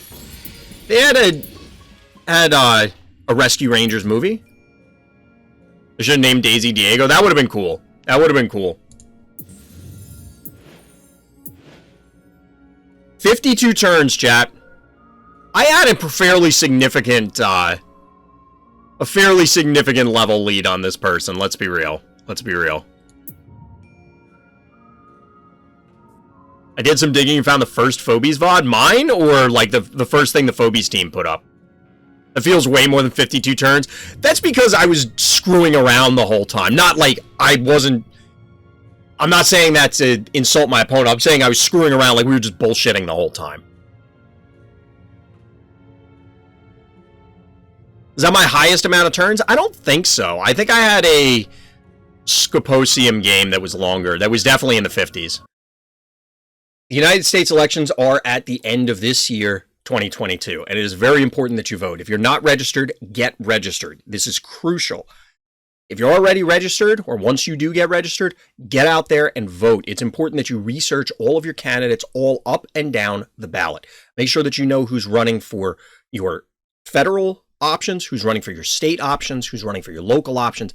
Check who's running for your dog catcher. It doesn't matter. Check all of them. Make sure that you know who they are, what they stand for, and what they intend to represent as far as values when they bring their votes to the table. Because for this election and for the foreseeable future elections, the country is on the line in the United States, and that means a lot globally as well. The fact of the matter is the Republican Party is a clear threat and danger, to the United States. They are a party of theocratic dictators, and that's what they intend to turn this country into, stripping rights from everybody, both trying now. As you can see at the state levels, they're absolutely going to try and push for it because they've said so at the federal level, and just basically bring this country back hundreds of years, plural, maybe farther if they have the opportunity. So get out there, make sure you vote, participate in democracy. Secondly, if you have the ability, there are plenty of worthwhile causes that absolutely need your help. whether it's a local food shelter or homeless shelter, or it's any kind of local charity, it's a national charity, it's an international charity. See what you can pitch in. It could be money, it could be time, it could be other goods. There are always ways to help out other humans, because there are absolutely people in need. I've said it many times. I am of the opinion that governments need to step in, support their people in much better ways, make this world better, improve the lives of their citizens and everybody around the world. Until we live in that utopia, we're going to have to do it ourselves. So push on both ends. Vote, improve the governments, as well as do what you can yourself. Nobody can do everything, but if you do a little bit, it's definitely going to help. Just have to get this out here. It's important. And I empathize with people who don't want to hear this, don't want to think about it. But the fact of the matter is, there are tons of people every day in this country, in the United States, that can't get away from politics. They can't get away from the way these things impact their lives through no fault of their own. It was either the circumstances they were born in or the circumstances that were thrust upon them by other people that have the luxury to say, oh, that's politics, that's icky, I don't want part of it. If you're saying my vote doesn't matter, anything along those lines, get involved. Get involved. Democracy doesn't work unless people are engaged. That's the bottom line. It's the price you pay for living in a democracy. Because when things slide to other forms of government, let's say, it's very difficult to get them back. The best time to preserve a democracy, to encourage a democracy, is while it's still a democracy. Those are the facts. Taco Bulldog is our hero here on Mysomania. Orange Trunks. There were obstacles made by my gravedigger, and I had ice traps behind them. I also had one on the stem next to the center on my side. One on the center. I'm saving this because they weren't used, and if they went off, they would have been legendary. Gotcha. All right, let's see how legendary these traps were. Taco recently breaking my streak against viewers, at least on stream. Viewers have beaten me a lot offline. It happens. But we're here on Mysomania. This is somewhat of a bizarre opener from Bad Guy. The one from Taco is fairly standard, except for the bank. I tend to get more mobility onto the board early on.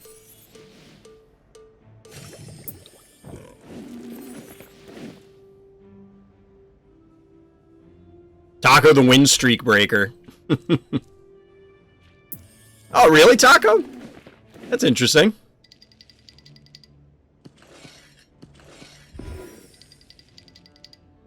You might have seen a screenshot of this a little earlier if you saw a preview. Did you post it in my Discord? Because I kind of remember. We're getting another Steve game. Yep. I think that is accurate. Now, here's the question, since we have Taco in chat. Why the unbearable? I don't mind the unbearable. I think it's kind of interesting. Yep, there's Steve. Okay, so here's the weird thing, right? There's a lot of weird things. But he's supposed to be a walrus, right? Walrus have, I'm Googling a picture of a walrus. He has to be a walrus, right? I'm trying to find a picture of the back of a walrus. Do they have little legs, or do they have, like, a giant flipper? It looks like they actually do have little legs. Can't really tell from these, but a lot of the pictures are from the front. I just saw a picture of a baby, what I assume is a baby walrus, and they still have, like, the big mustache. It's actually hilarious. It's actually hilarious, chat. Like, this picture is awesome. It's a baby walrus, but it still looks like Wilford Brimley or Andy Reid. Anyway, let's get on with this game. I wish Div gives us full body of Phobies art. I want to know, so in the official Phobies Discord, they do have emoticons or emojis of, like, there's the one of Stairmaster getting hit, where it's like the really elongated eyeball. Show it on screen? Alright, hold on. This will take a second. Give me 1 second, chat. I gotta, I'll have to add this to the overlay real quick. I gotta, like, screen cap this and then save it where I can get it. We'll get to the game review. People who don't watch the game reviews are missing out. Baby walrus. All right, add an image. Walrus.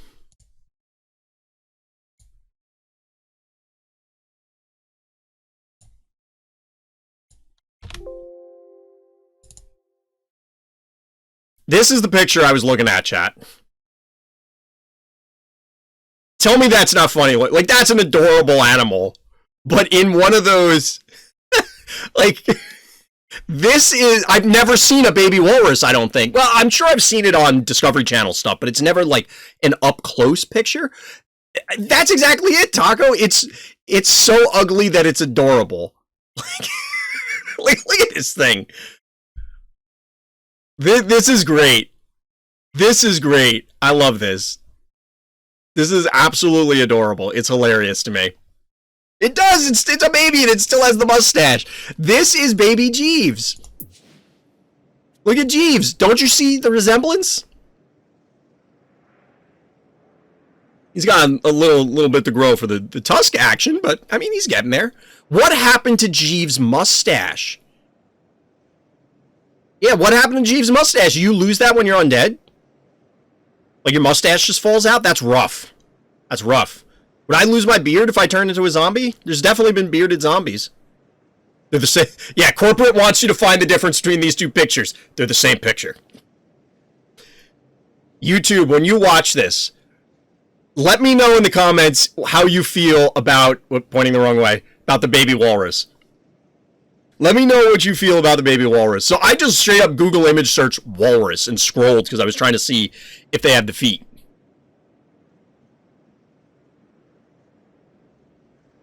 Oh, Gravedigger had hair, so I don't think Jeeves must. I mean, to be fair, phobies are supposed to be like what you imagine. It's possible, Kratos, but I don't know, like, I don't know. Someone stole it, like, what, they ripped it off with duct tape and ran off with it? Like, is that what happened? Jesus Christ. This is so dumb, chat. This is so dumb. Oh my god. In the meantime, we got a smiley. Oh, there's a pterodactyl. Pterodactyl has a bad track record for me on this map so far. Or at least recently. Klepto stole Jeeves' mustache. Well, damn. Well, damn. We're building the Phobies lore. If the devs watch this, I would love if they... Because there's no... We talked about this before. There's no flavor text on these Phobies that have abilities. But it would be funny if, like, there was an extra lore and that was the backstory now. It's true, Jenna. We're coming up with the real Phobie... The hard-hitting, investigative journalism on Phobies. Look at this conga line, chat. Like, look at this. Klepto stole a lot of things, it's true. The dev said the lore can be whatever we want, so this one's canon. I'm with you, Honda. I'm with you. Jesus. This stream got weird, chat. This stream got weird. I'll probably use that preceding part as the intro stinger for this. Klepto stole a camera and a rubber duck. How is our hero dealing with the smiley here? I guess the Hevo, because it has to take the scenic route around everything, and even then it probably dies thanks to the Gonzo. Like, there's 2 mechanicals on the board that basically turns off Smiley. So here's a thought, chap. Is Smiley bad on big maps? Oh no, Tickles and Baby Walrus, it's true. It's true, we had 2 moments. Like, is Smiley bad? Next update, leak, every attack animation is going to be replaced. What? Why? That's one thing, honestly, I don't think we'll ever see. I don't think we'll ever see a firearm Phobie. As we should. The closest they'll get is lasers, which I think is fine. So this was a cute play with the block here, since bad guy is, both players have banked up. Are they both maxed? 1, 2, 3, 4, 5, 6. 1, 2, 3, 4, 5, 6. Our hero was maxed at this stage. Oh, God. I mean, that is probably a fear, Taco. Wow, bad guy just absolutely refuses to put a Gravedigger on the board. Absolutely refusing. This Smiley is also just doing nothing. I don't get it.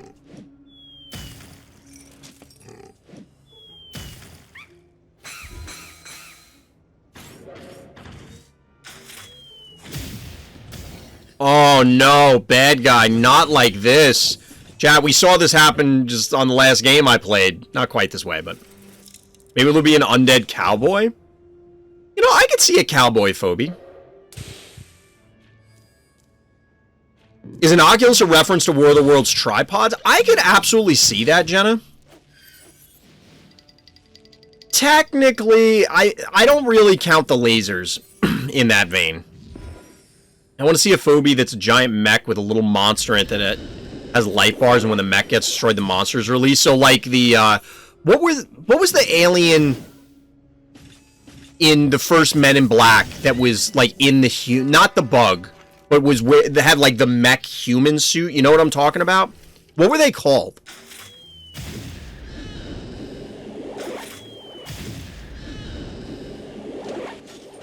Because that would have been a really cool one to have for the full disclosure release.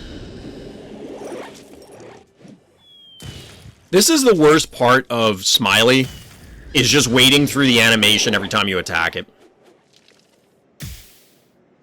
Wait, there are frozen fish that come out when Jeeves attacks? I just always focus on the giant tusks coming out of the ground.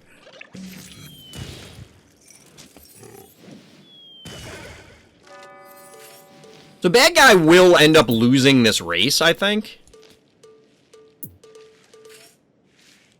But based on what Taco put in the notes, there are traps everywhere around here, or will be shortly.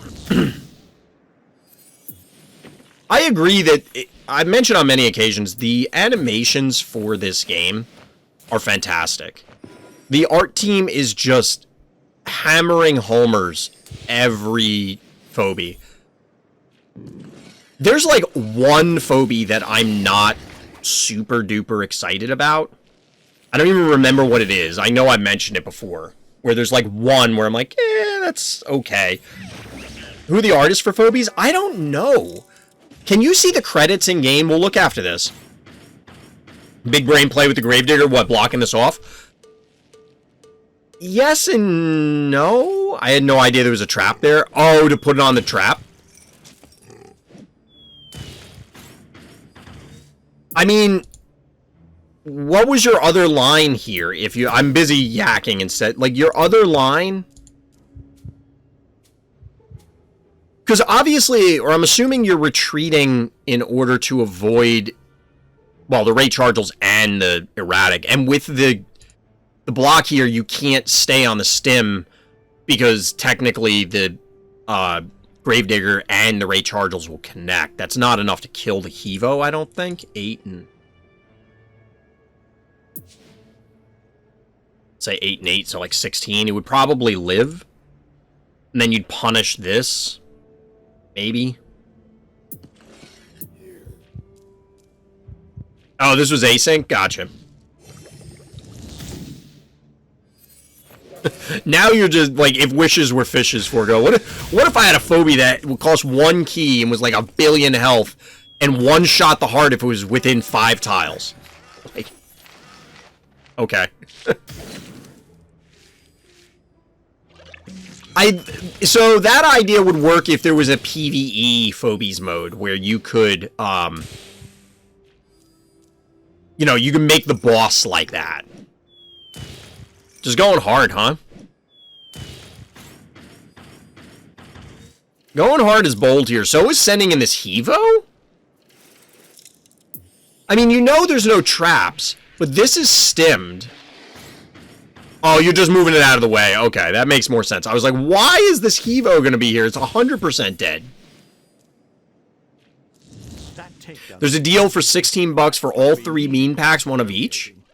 Really? That sounds really good.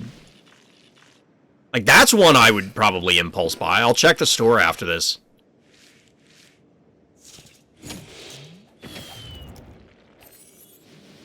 That sounds better than the other deals. How much coffee is that? 28.31? That's not better, but it's pretty good. Oh, we get some laser action, chat. Get a little laser action. Oh, is Dio streaming? I know they stream in general. Were they streaming tonight?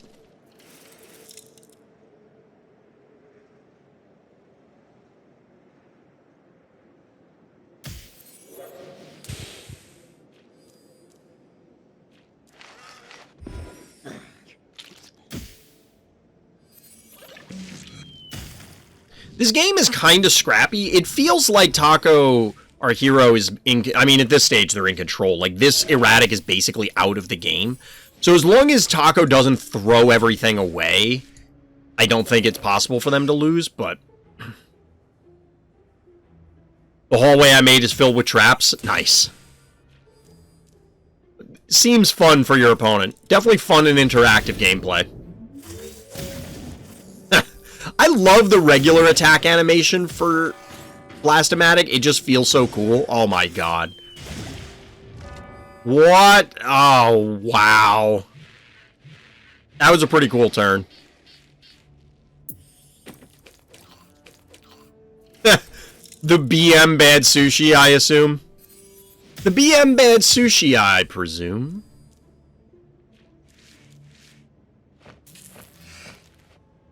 If only you clip what? That turn? I mean, I can roll it back. This turn? This turn is just a work of beauty. Because you get so much AoE on this. It's like, bam! Bam!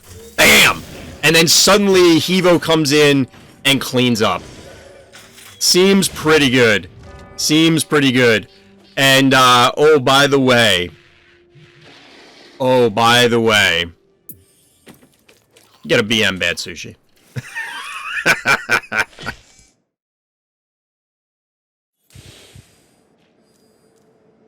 BM Clinico is better? Is it? Because Clinico is way more useful, even in, like, especially in this scenario. When the juice gets flowing, the phobies start glowing. I'm sorry, what, Lippy? Did Lippy just say when the juice starts flowing, the phobies get blowing?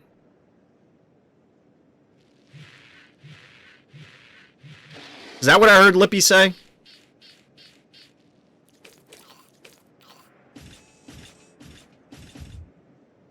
Like... Lippy. Lippy. I don't know about that one, Lippy. I don't know about that one, Lippy. Ah, we get the freeze. This actually looks pretty cool. Oh, that looks cool. This might be the thumbnail for this one. This is pretty good. Yeah, I mean, Lippy, I don't know. I don't know, Lippy.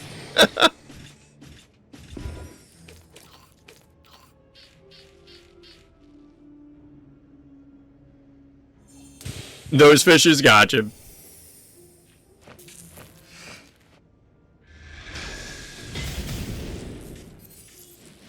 Yeah, I mean, at this stage, we know our heroes got it.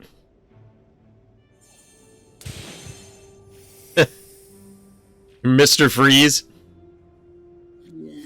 Now, you gotta quote all the lines from Arnold Schwarzenegger in that Batman movie.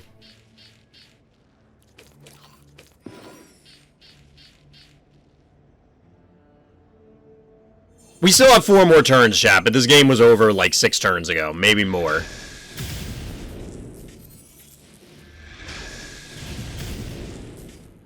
Mr. Steal Your Girl.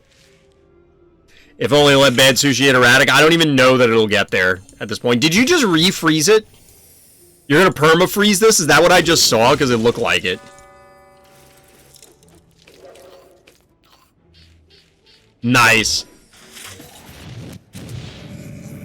Bwom! Get a little laser action. Get a little laser action going.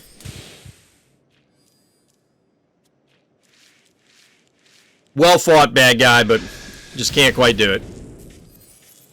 Put the mana ray on ice and took it in one go. Yep. Took him down.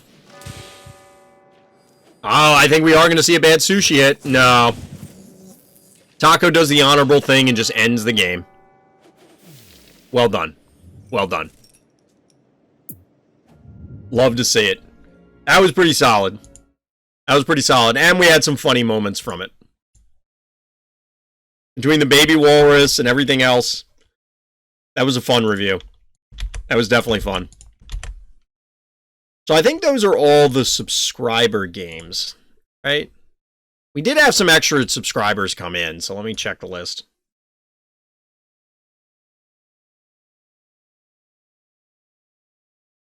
Renamon always throws me off because I can never remember who it is in chat versus their name in-game. Oh, Onda's on the list now, so we gotta highlight that one. Make sure we'll do that first tomorrow. Yeah, Shockwave is the Cyclopean Decepticon. The purple one. I mean, there's a lot of purple on Decepticons, but... That replay is 30% gameplay and 70% Baby Walrus. I mean, Baby Walrus steals the show. I see you, Kratos. Do you want to start, or what are we doing? Get a little viewer challenge going on?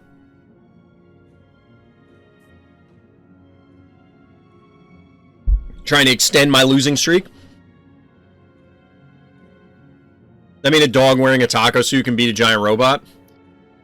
I mean, it could be a toy. Maybe you're just a dog and you ate the toy. Alright, just send me a, whatever. Kratos. I don't remember if you're on here. But if I have room, because I think you can have 20 frenemies. I'll have to start clearing people out again.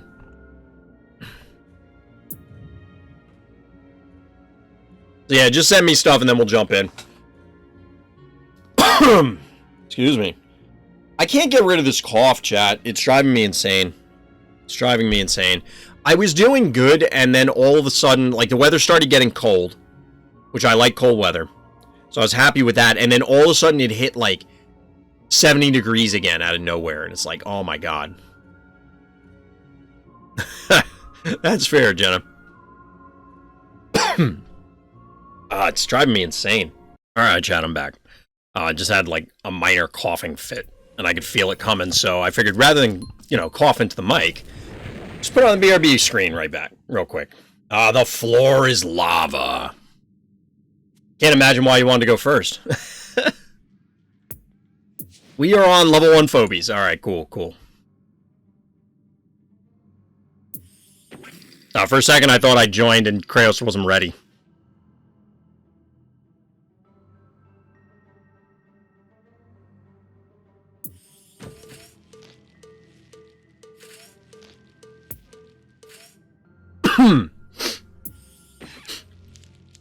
Ooh. Got a little numbskull action going. Little numbskull action. Could probably be pretty decent on this map. Would be pretty good here. Game, please, come on. Holy shit. It wouldn't let me click on it.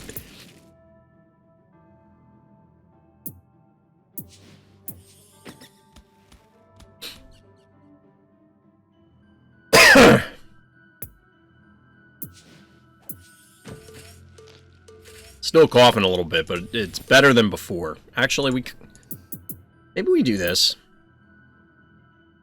No, I think we need this. Oh, game, stop. Come on.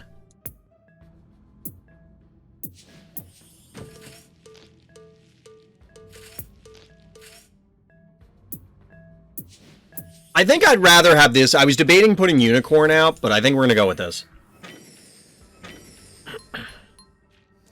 Numbskull looks like a great one-drop out of sacrificing it for a 1 point. I think Numbskull is going to be pretty solid. The one movement is obviously a significant factor in this, but I'm very curious. We'll have to see how this goes.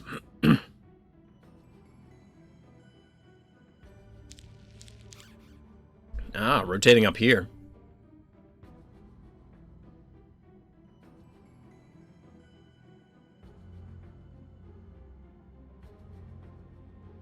Wait, what?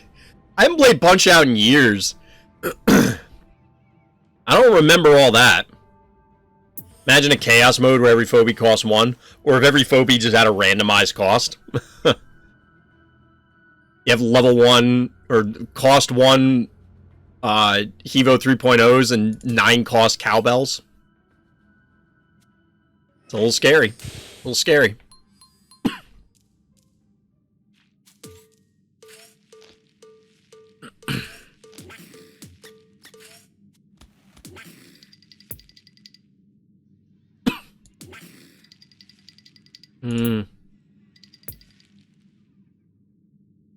Oh, we can't. Ugh. Hold on, we gotta wait.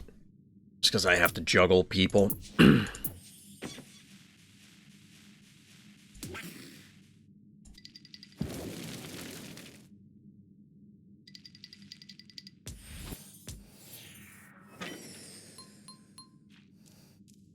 Another mode where every Phobie is level 50 would be the same as all Phobies level 1, but funny big numbers. Yeah, I'm not sure why they did all Phobies level 1, as opposed to making them max level or something.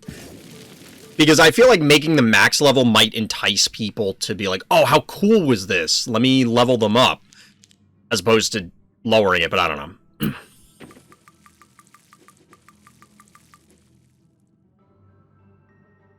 I mean, there are definitely weight classes, but I didn't know there were illegal boxers in Punch-Out. I also didn't play it on the Wii, so... I just want an April Fool's mode where Cerberus has 2 move and leap ability. Oh my god.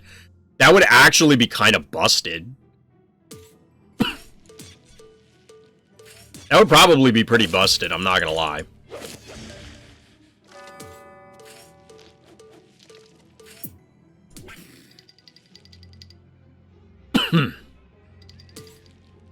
So do we put cat? No, we can't reach there, so this is fine, I guess. I mean, it's not fine, but it is what it is.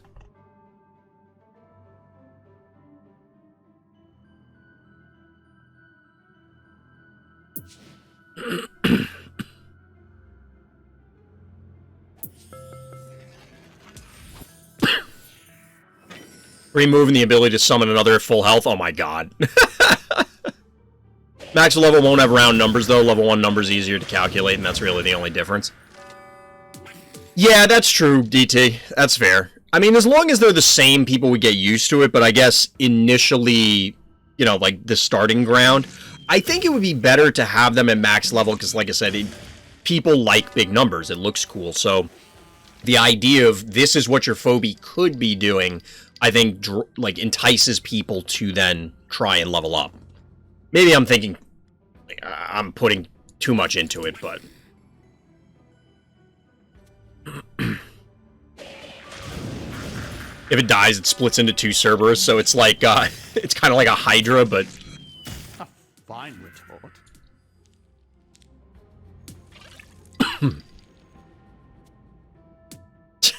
So basically, you guys are trying to come up with infinite Cerberus loops, is what I'm getting out of this.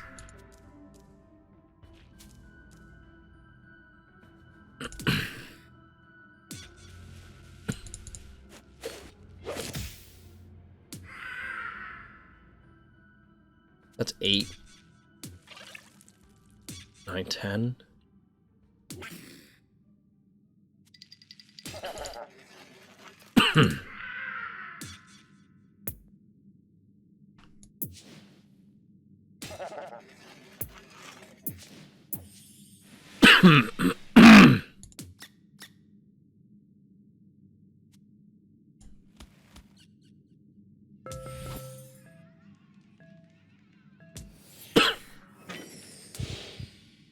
What a Phobie that every attack is a leap? I wouldn't be surprised if that happened, but... Because that... What's the difference between that and a ranged Phobie? Basically, you're positioning... Like, it's a worse version of ranged. And that Phobie is bad sushi, that would be funny. Passive ability, max rules of Phobies is disabled. Oh my god. That would be nuts. That would actually be nuts. I love how Numbskull looks like he's kind of a spiky car. That's kind of cute. Damage grows like a blossom.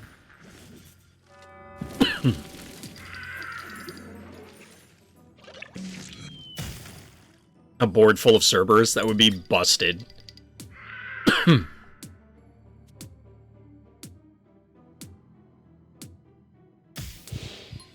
So you saw the play there. They saw it at the last second.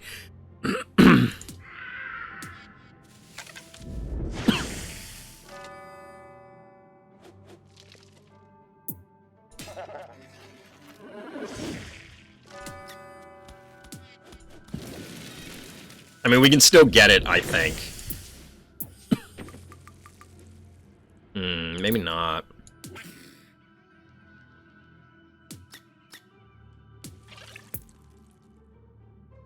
So you have to be here. Like, we're trading jar for jar, which is less than ideal.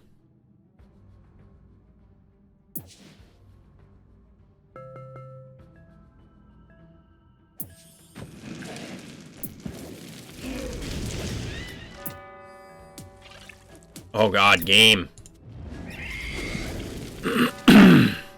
This was dead no matter what, so I don't care about the fire. The only real question here is whether Jar, like sacrificing Jar versus sacrificing Snowball would have been better. I elected to go Snowball because of the dimensional pull. That might be worse, I'm not sure. I'm curious if there'll be another Phobie with a second ability. Smiley got 2 passive abilities, and maybe it'll be a Phobie, 1 passive, 1 active. I could see that, but active abilities are obviously, well, maybe not obviously, but I feel they're generally stronger than passive abilities. Because your opponent can play around, like you as the active player, the person using that Phobie, you can get the value immediately, as compared to your opponent has to like play into the passive abilities to some degree. So it just becomes a balancing act. Giving something 2 abilities is really powerful, right?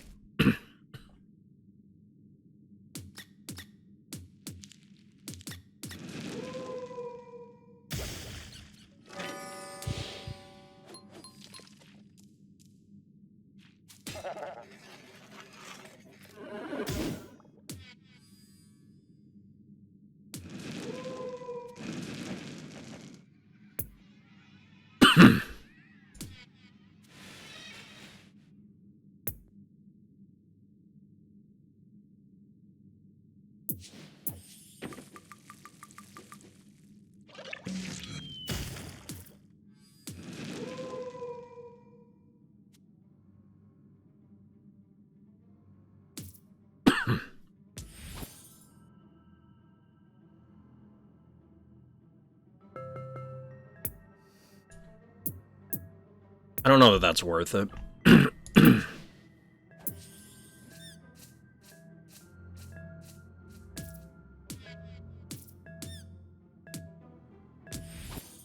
This is probably better. This should have been up 1 then. Because they can't kill it.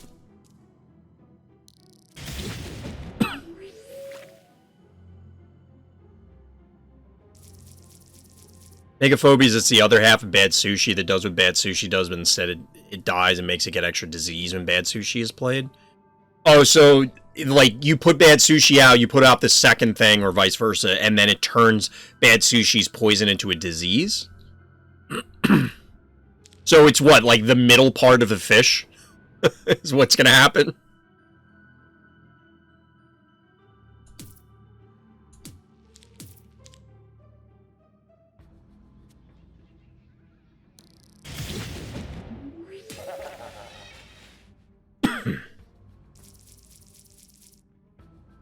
Even badder sushi. That would actually be funny. Or what if it was like badder sushi Which sounds stupid as a name, but it's so stupid that I love it. If it was batter sushi, but it was just a different kind of sushi. You get what I mean?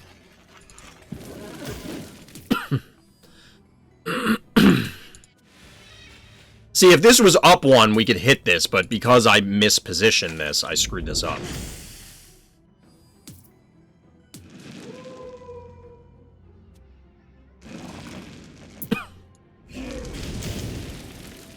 So both of these die.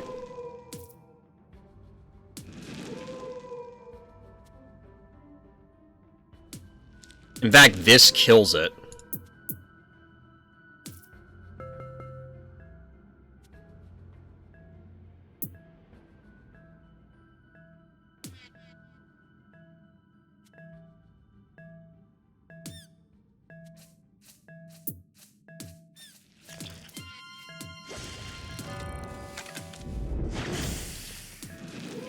This is probably a mistake. Like, the healthy murder wing might be better than the damaged snowball. Plus, we cap this point. But the problem was that this could walk up and hit snowball and they get pulled onto the point after it lived, which felt wasteful.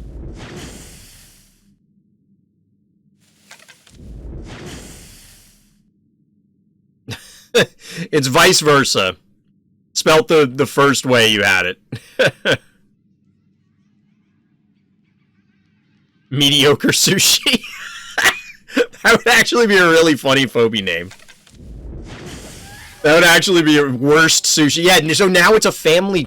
It's bad sushi, mediocre sushi, and worst sushi. That would actually be hilarious. I'm not gonna lie. I would really like that.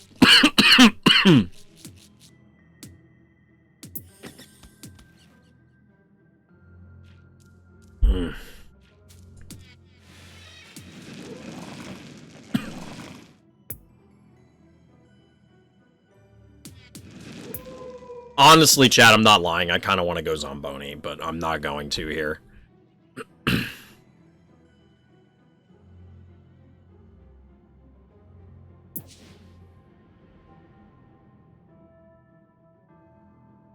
I would go Daisy, truthfully, but I think Daisy's in a rough spot here. Like, I don't think she does what we need. I think she's just going to die very easily.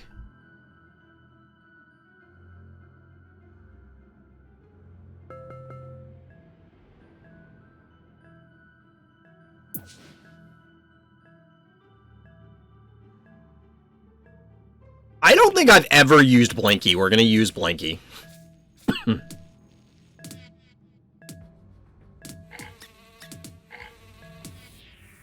This could have been moved up a little bit, I think.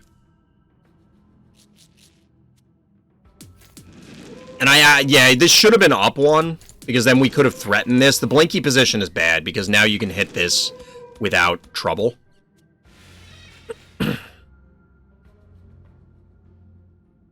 Boom's family versus Sushi family, that would be funny.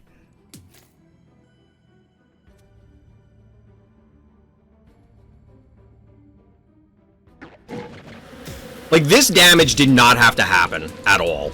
I just screwed this up.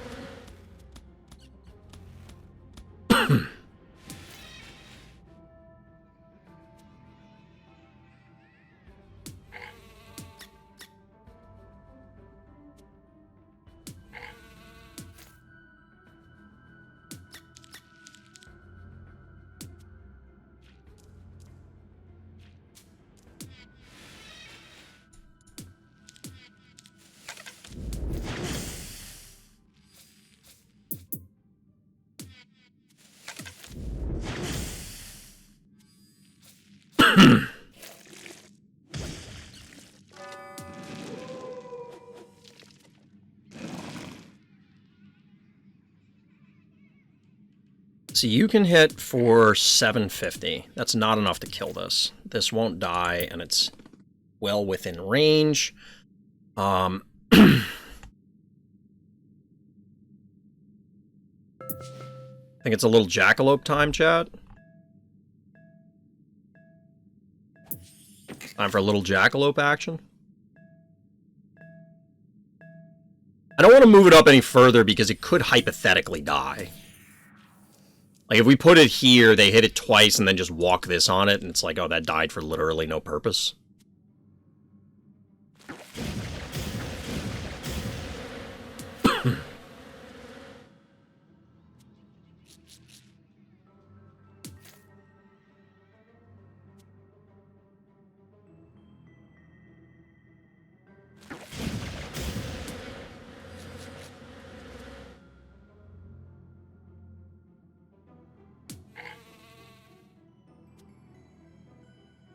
Hmm. 600 health on this thing is kind of obnoxious. I just want a game where I want to tear your heart to pieces. It's always fun, isn't it? Getting a good heart dive feels great. This is 690. Okay, fair. Protecting the inoculus, I see.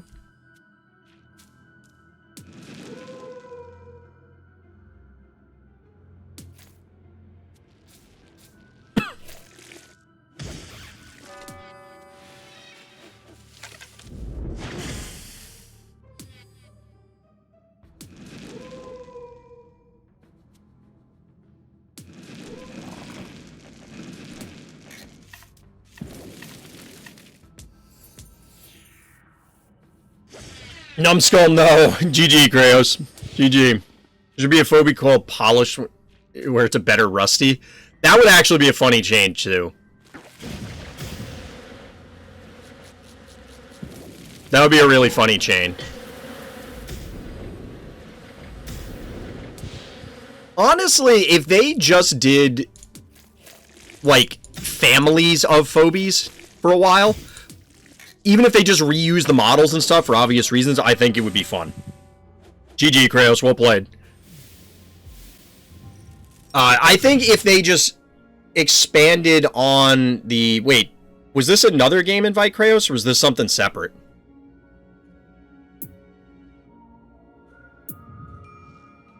What about a wolf called Fireball that froze enemy phobies? That would be pretty cool. That would be pretty cool. But seriously, if they had families of phobies... So now we have 3 cats, right? We have Razormouth, Electric Cat, Bad Omen. If it was AWOL, and then it was, you know... If this is a toe, then we need a thumb phobie, and then we need a finger phobie, I guess. You could have different baked goods that are all part of the muffin top thing. Yeah, AWOL, BWOL, that would actually be hilarious.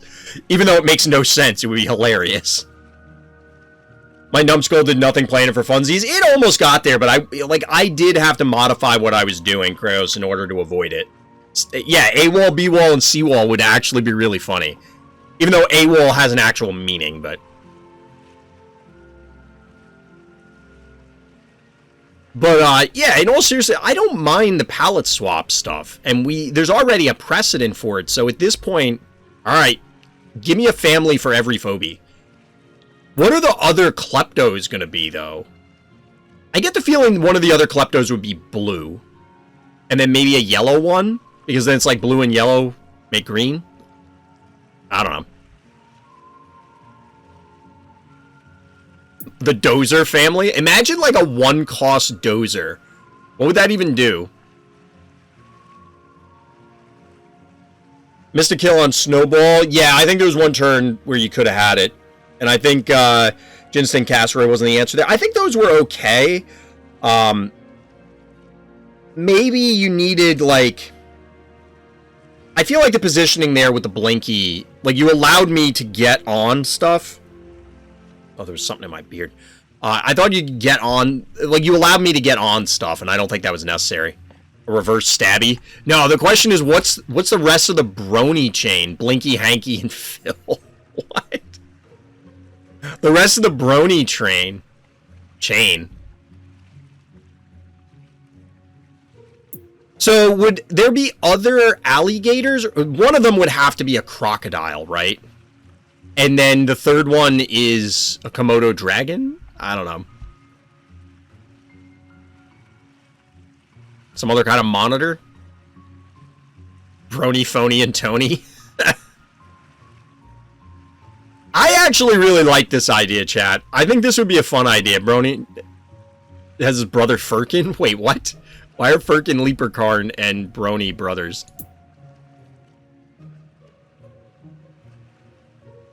Real talk, where's the rest of the Oopsie family? I knew you were going to say that, DT.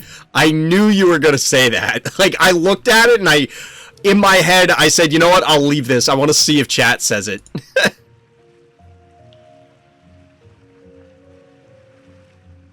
You know what we don't have as a Phobie, chat? We need more bears. I'm surprised there isn't a Care Bear reference in here. Foul bowels and diarrhea.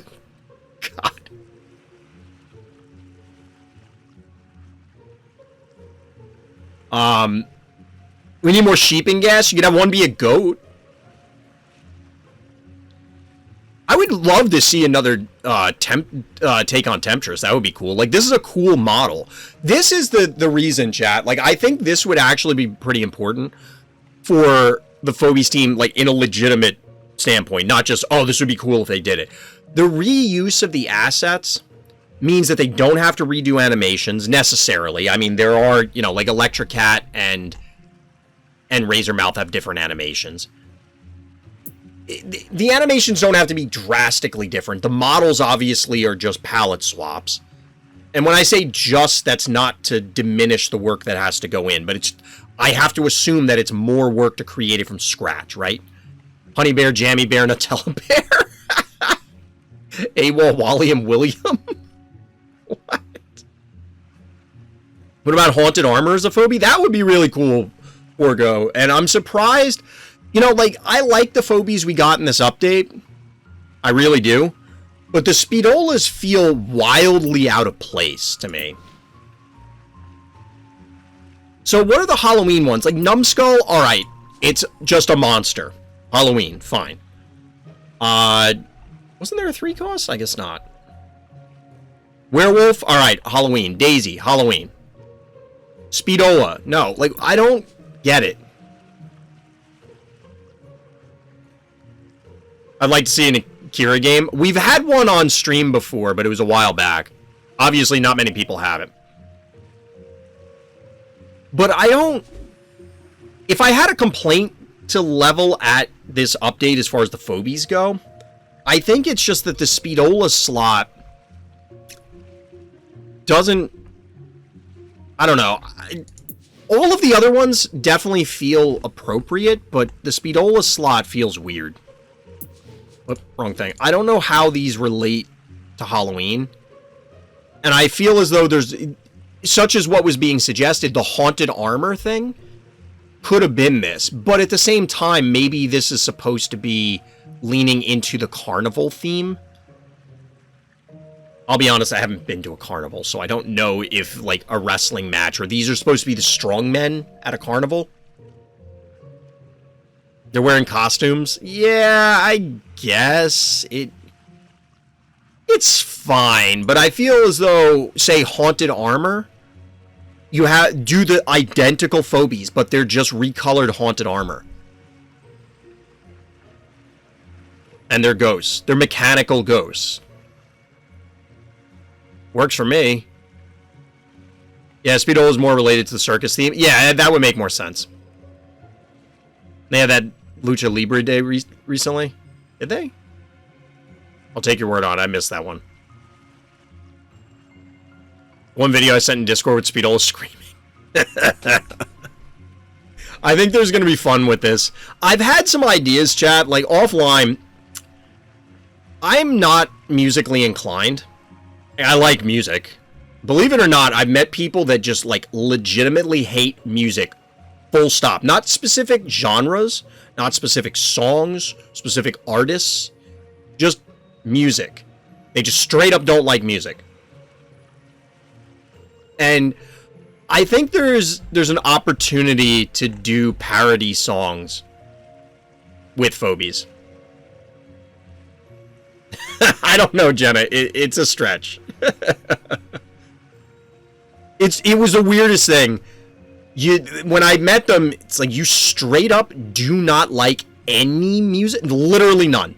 There's no music you will listen to. In the history of humankind, there's nothing that you found pleasing to listen to. I just refuse to believe that. I felt like they were lying to me. They had to be. To be honest, I don't see Daisy as any more topical to Halloween than the Speedolas. It's a zombie. It's an undead, so it fits, like, the monster theme. Whereas Speedolas, I don't see them as monstrous. And the costume is not directly related to Halloween if it's supposed to be a luchador. Whereas that's, like, as far as I know, like, there's tons of wrestlers where that was their theme. Where they were wearing the luchador mask, you know, like, at all points in the year. It's not like they only showed up at Halloween or something. Someone posted the Phobies OST to YouTube? Yes. I mean more like, do a Weird Al level parody of a popular song. And then tie it to Phobies. I have some ideas. Across multiple genres. I have no musical talent at all. So I'm thinking about it. It is a prehistoric fossil, but if it's necromantically reanimated, that makes it a zombie. I mean, you can, depending on how you view zombies, you can zombify animals. Usually that's not a thing that comes up in zombie movies, for example, because the implications of a variety of creatures, like, think about everyday animals. Imagine if a mosquito got zombified. We're all hosed, right? Like, we're all just dead. Alright, Jenna, have a good night. Take it easy. Thanks for hanging out. I see lots of zombie dogs. They come up, but not a lot. Resident Evil has them. They occasionally show up in other things. Army of the Dead had a zombie tiger. But typically zombie animals, and this came up in an anthology that I read a while back, where there were zombified crows and birds, and they would dive bomb people, and that actually helped spread the zombie plague. What if a zombie got zombified? Just by this logic, jackalopes are Halloweeny too? Yeah, I'd put them in that category. Literally all the undead basically are in that category, to me. Honestly, most of the phobies, even outside the undead, would probably work if you're, you know, you're just doing assorted ghosts and goblins sort of thing, where it's just random monsters. I'm not even sure what's scary about the Speedolas. Everything, like, the Speedolas actually kind of stick out like a sore thumb to me, compared to the rest of the cast. To a degree, I think the boom chain is weird. I get what they're getting at with the droney chain. It's still a little weird. Most of the, maybe not most of the mechanicals, but some of the mechanicals, I think, stretch it. The rest of them are supposed to be, you know, these weird, creepy things, so they would fit. Like, if we didn't have jackalopes, and then they were introduced in the Halloween update, I'd be perfectly fine with that. Like, that would be on theme to me. The Speedolas, I don't even know what's supposed to be creepy or scary about them. At all. And I think, I mean, I mentioned the Droney family, but, like, Metabot's kind of weird. But this is, I accept this because it's a concession to the gameplay. Like, they wanted this effect. It fits in the Droney chain because, like, that's the easiest thing to put it in, you know. Klopster looks like a blue lobster meme. I mean, yeah, Klopster's just funny in general, right? I don't know. Don't get me wrong. I'm not losing sleep over this. This isn't a big deal to me, but the Speedolas do kind of stand out to me. Metabot's the only Droney family I'm missing? Yeah. At this stage, that's correct. Alright, chat, we're going to try and get in one more game. Yeah, I don't know, Taco. I don't know. I don't see what's supposed to be spooky or scary about them, other than machine gone haywire sort of thing, which is kind of already Hevo's setup.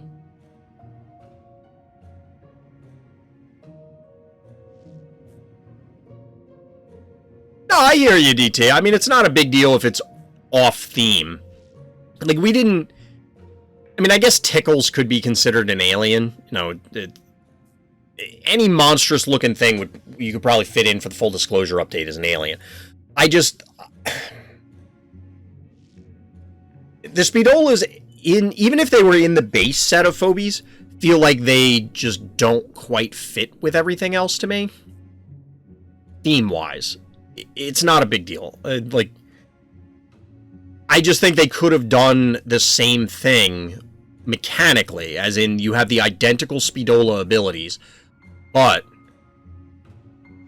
you end up with a closer, not even necessarily Halloween, just a more Phobie thing. Sad there's no Headless Horseman Phobie. Yeah, no, there wasn't a Jack-o'-lantern related one either, was there? Alright, so I want to try, we'll do our same opener here than we did earlier. It might really be better. 1, 2, 1, 2. Yeah, we could have. Okay, so the better opener, I think, is Unicorn and One Drop, because the One Drop can go right here, and then Unicorn just comes in. Honey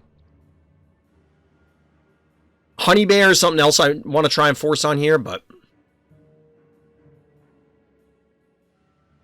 one of them was on the uneasy pack all along, always looked weirdly out of place, but clearly they wanted to do it since the beginning. Absolutely, DT, yeah. I mean, we knew it was coming.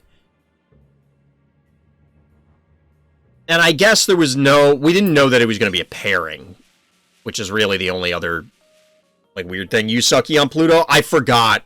I swear to God, DT, I forgot, or otherwise I would have done it. We played on this map earlier, too, and I forgot then. Is it worth it on turn 2? Should we go sucky anyway?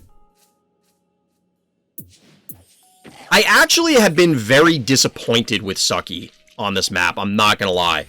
The reason being is I leapt off of a stem and still couldn't kill a cassowary.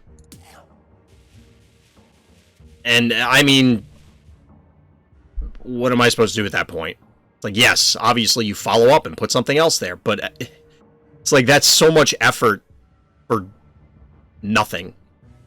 I never opened Murder Wing, so I don't know how that plays out. We're going to find out. Murder Wing was my initial, like, the very first few times I played this map, and I couldn't remember what else I wanted to do other than One Drop Unicorn, so.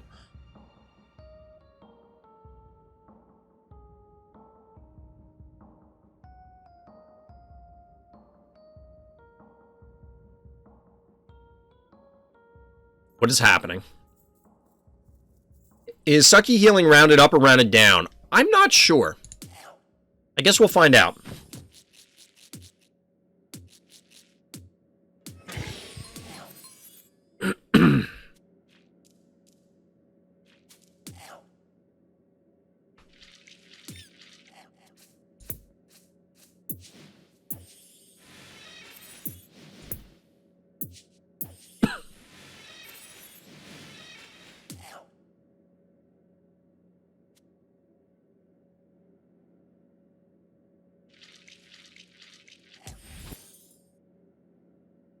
This should go up, I think, on the leap. I'm not sure. There's an argument to have moved it up and just tanked the hits from everything, because they probably weren't going to kill it. I'm a little surprised they didn't invade with the stabby, but I can understand it.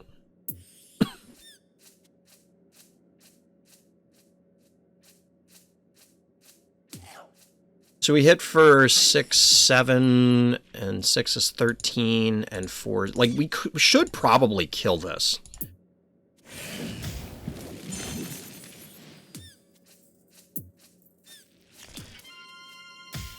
I don't know that this is worth it. Because we're going to lose the Innocuous on the return, right?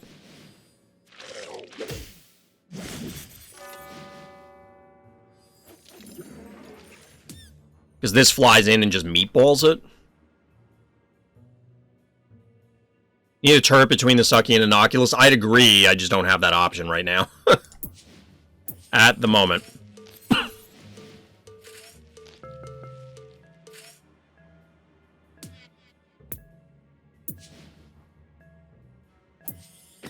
So we're setting up to try and punish them when they inevitably come in here. But I don't think they can kill this. It's possible. Yeah, they can. Never mind. Oh, wait. They're going to hit this? Because you could have killed this and then This dies to the meatball, but I guess the invade would have gotten him, maybe?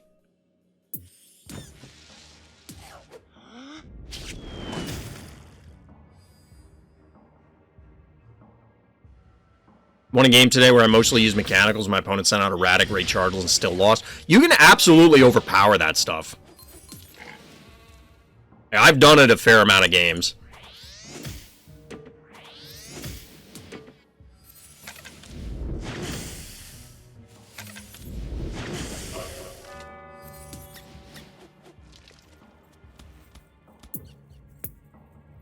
So if we don't heal this, it dies because this rolls in. No, this won't kill it. It won't kill it, so we're actually okay there.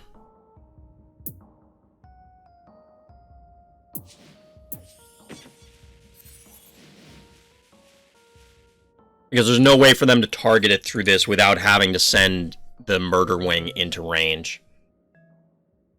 But I don't want to send the Cassowary down here because then that means that the... they can pick it off with a meatball. Even got a Murderous Clinico kill on a Hydra? What? That's... Excuse me, that's wild.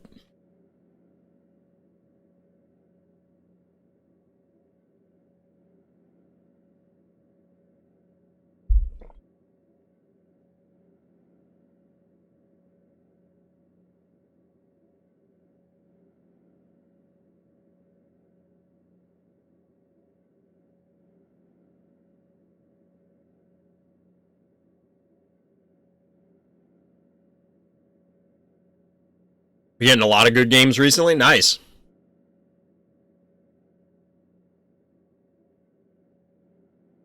But yeah, I straight up forgot about the Sucky opener. I don't know how. How could I possibly forget about Sucky?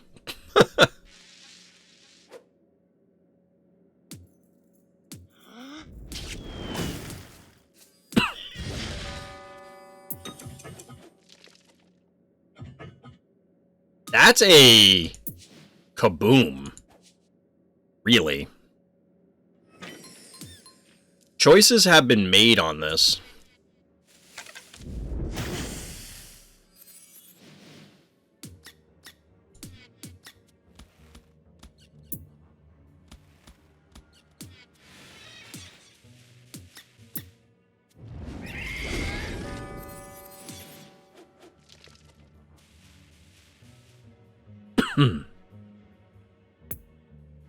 How much health does this have? 484. Wow. It's actually fairly tanky. I think we go like one drop bank.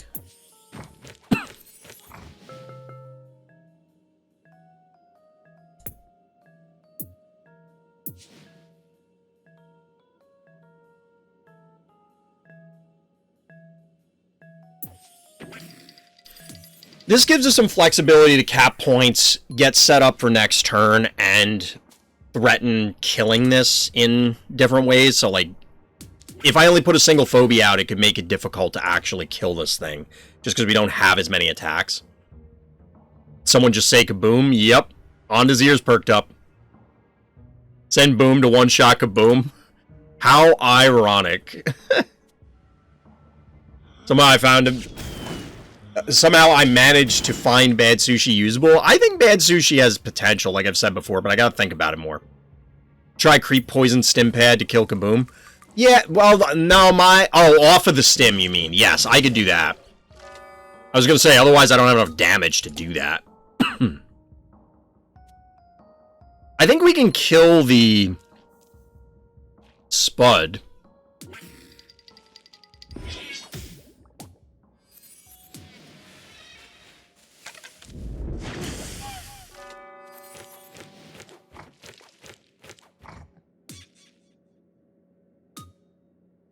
They're gonna blow these two up, but I kinda don't care, because then it's 2 keys for 3 keys. And if they don't blow it up, then we're just gonna... Like, that means these 2 survived, or one of them survived. Gonzo would help here? Yeah, if I had it. So, like, we traded very positively there, I think. Do you really want to do that?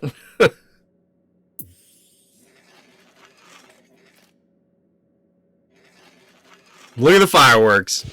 That's what I was thinking of earlier when I said the animations can be the same. Well, technically, they're not the same for this.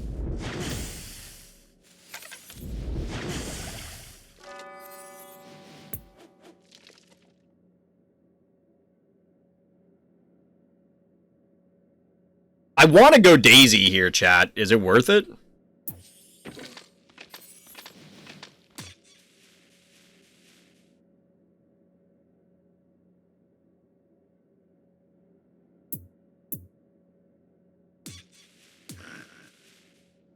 They only have 4 keys left, so they can't put too many more things on the board. Send out Rusty, meme him. I don't like memeing people. I mean, every once in a while we'll do it, you know, the Dozer games, that sort of stuff. But I don't like... When I send out something that's a meme, it has to be I'm winning that turn. Or it's like I am... This thing is reasonable here, and I'm just doing it because I am ahead enough that if it doesn't play out, it's okay. I don't like doing something that's 100% meme.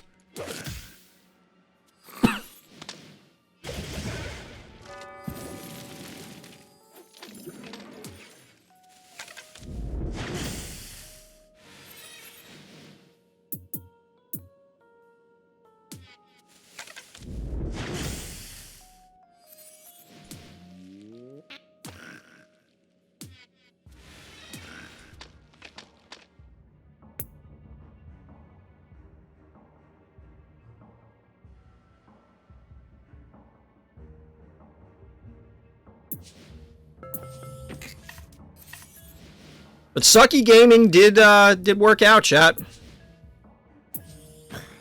But I now have 3 Resurrect Phobies on the board, so I'm not...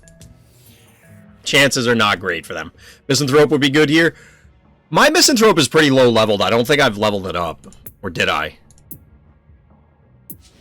It's level 7. It would have been fine. Would have been fine.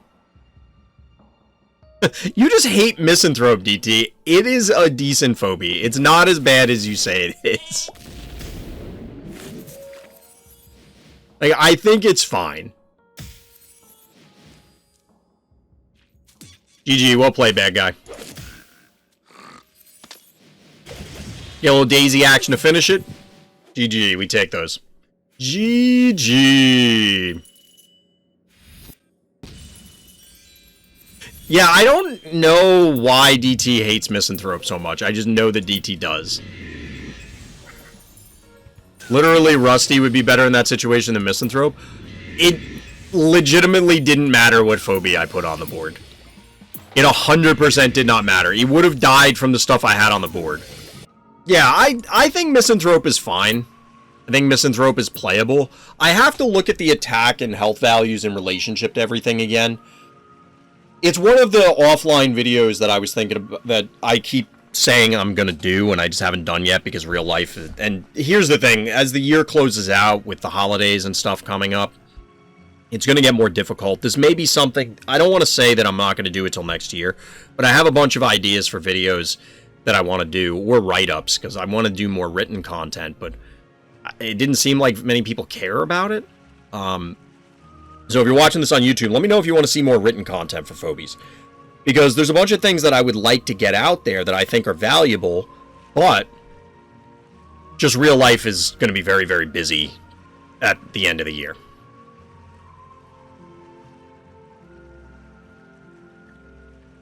It's the way life goes. So we'll have to see. But speaking of how life goes, chat, I think we're going to call it for the evening. I think we're going to call it for the evening. I plan to be back tomorrow, barring catastrophe. We'll play it by ear. And we'll see how life treats us. I appreciate everybody that was coming out. If you're watching this on YouTube, come by the live stream. RTChompGG over on Twitch. Of course, likes and subscribes on the YouTube channel absolutely help. Trying to hit 1,000 subscribers. And beyond that, hit up the Random Thoughts Discord. Links are for all of this fun stuff are in the description. But tomorrow is going to be review night, most likely. I did hit my gold coffee because we played a bunch of games. Did hit the gold coffee, and I think I actually moved up on my my score. I haven't played as much Arena this season. But I think we ended the night positive overall, despite the early losses. But yeah, we'll call it an evening. So as always, everybody, thank you for listening. Thank you for watching. And Black Lives Matter.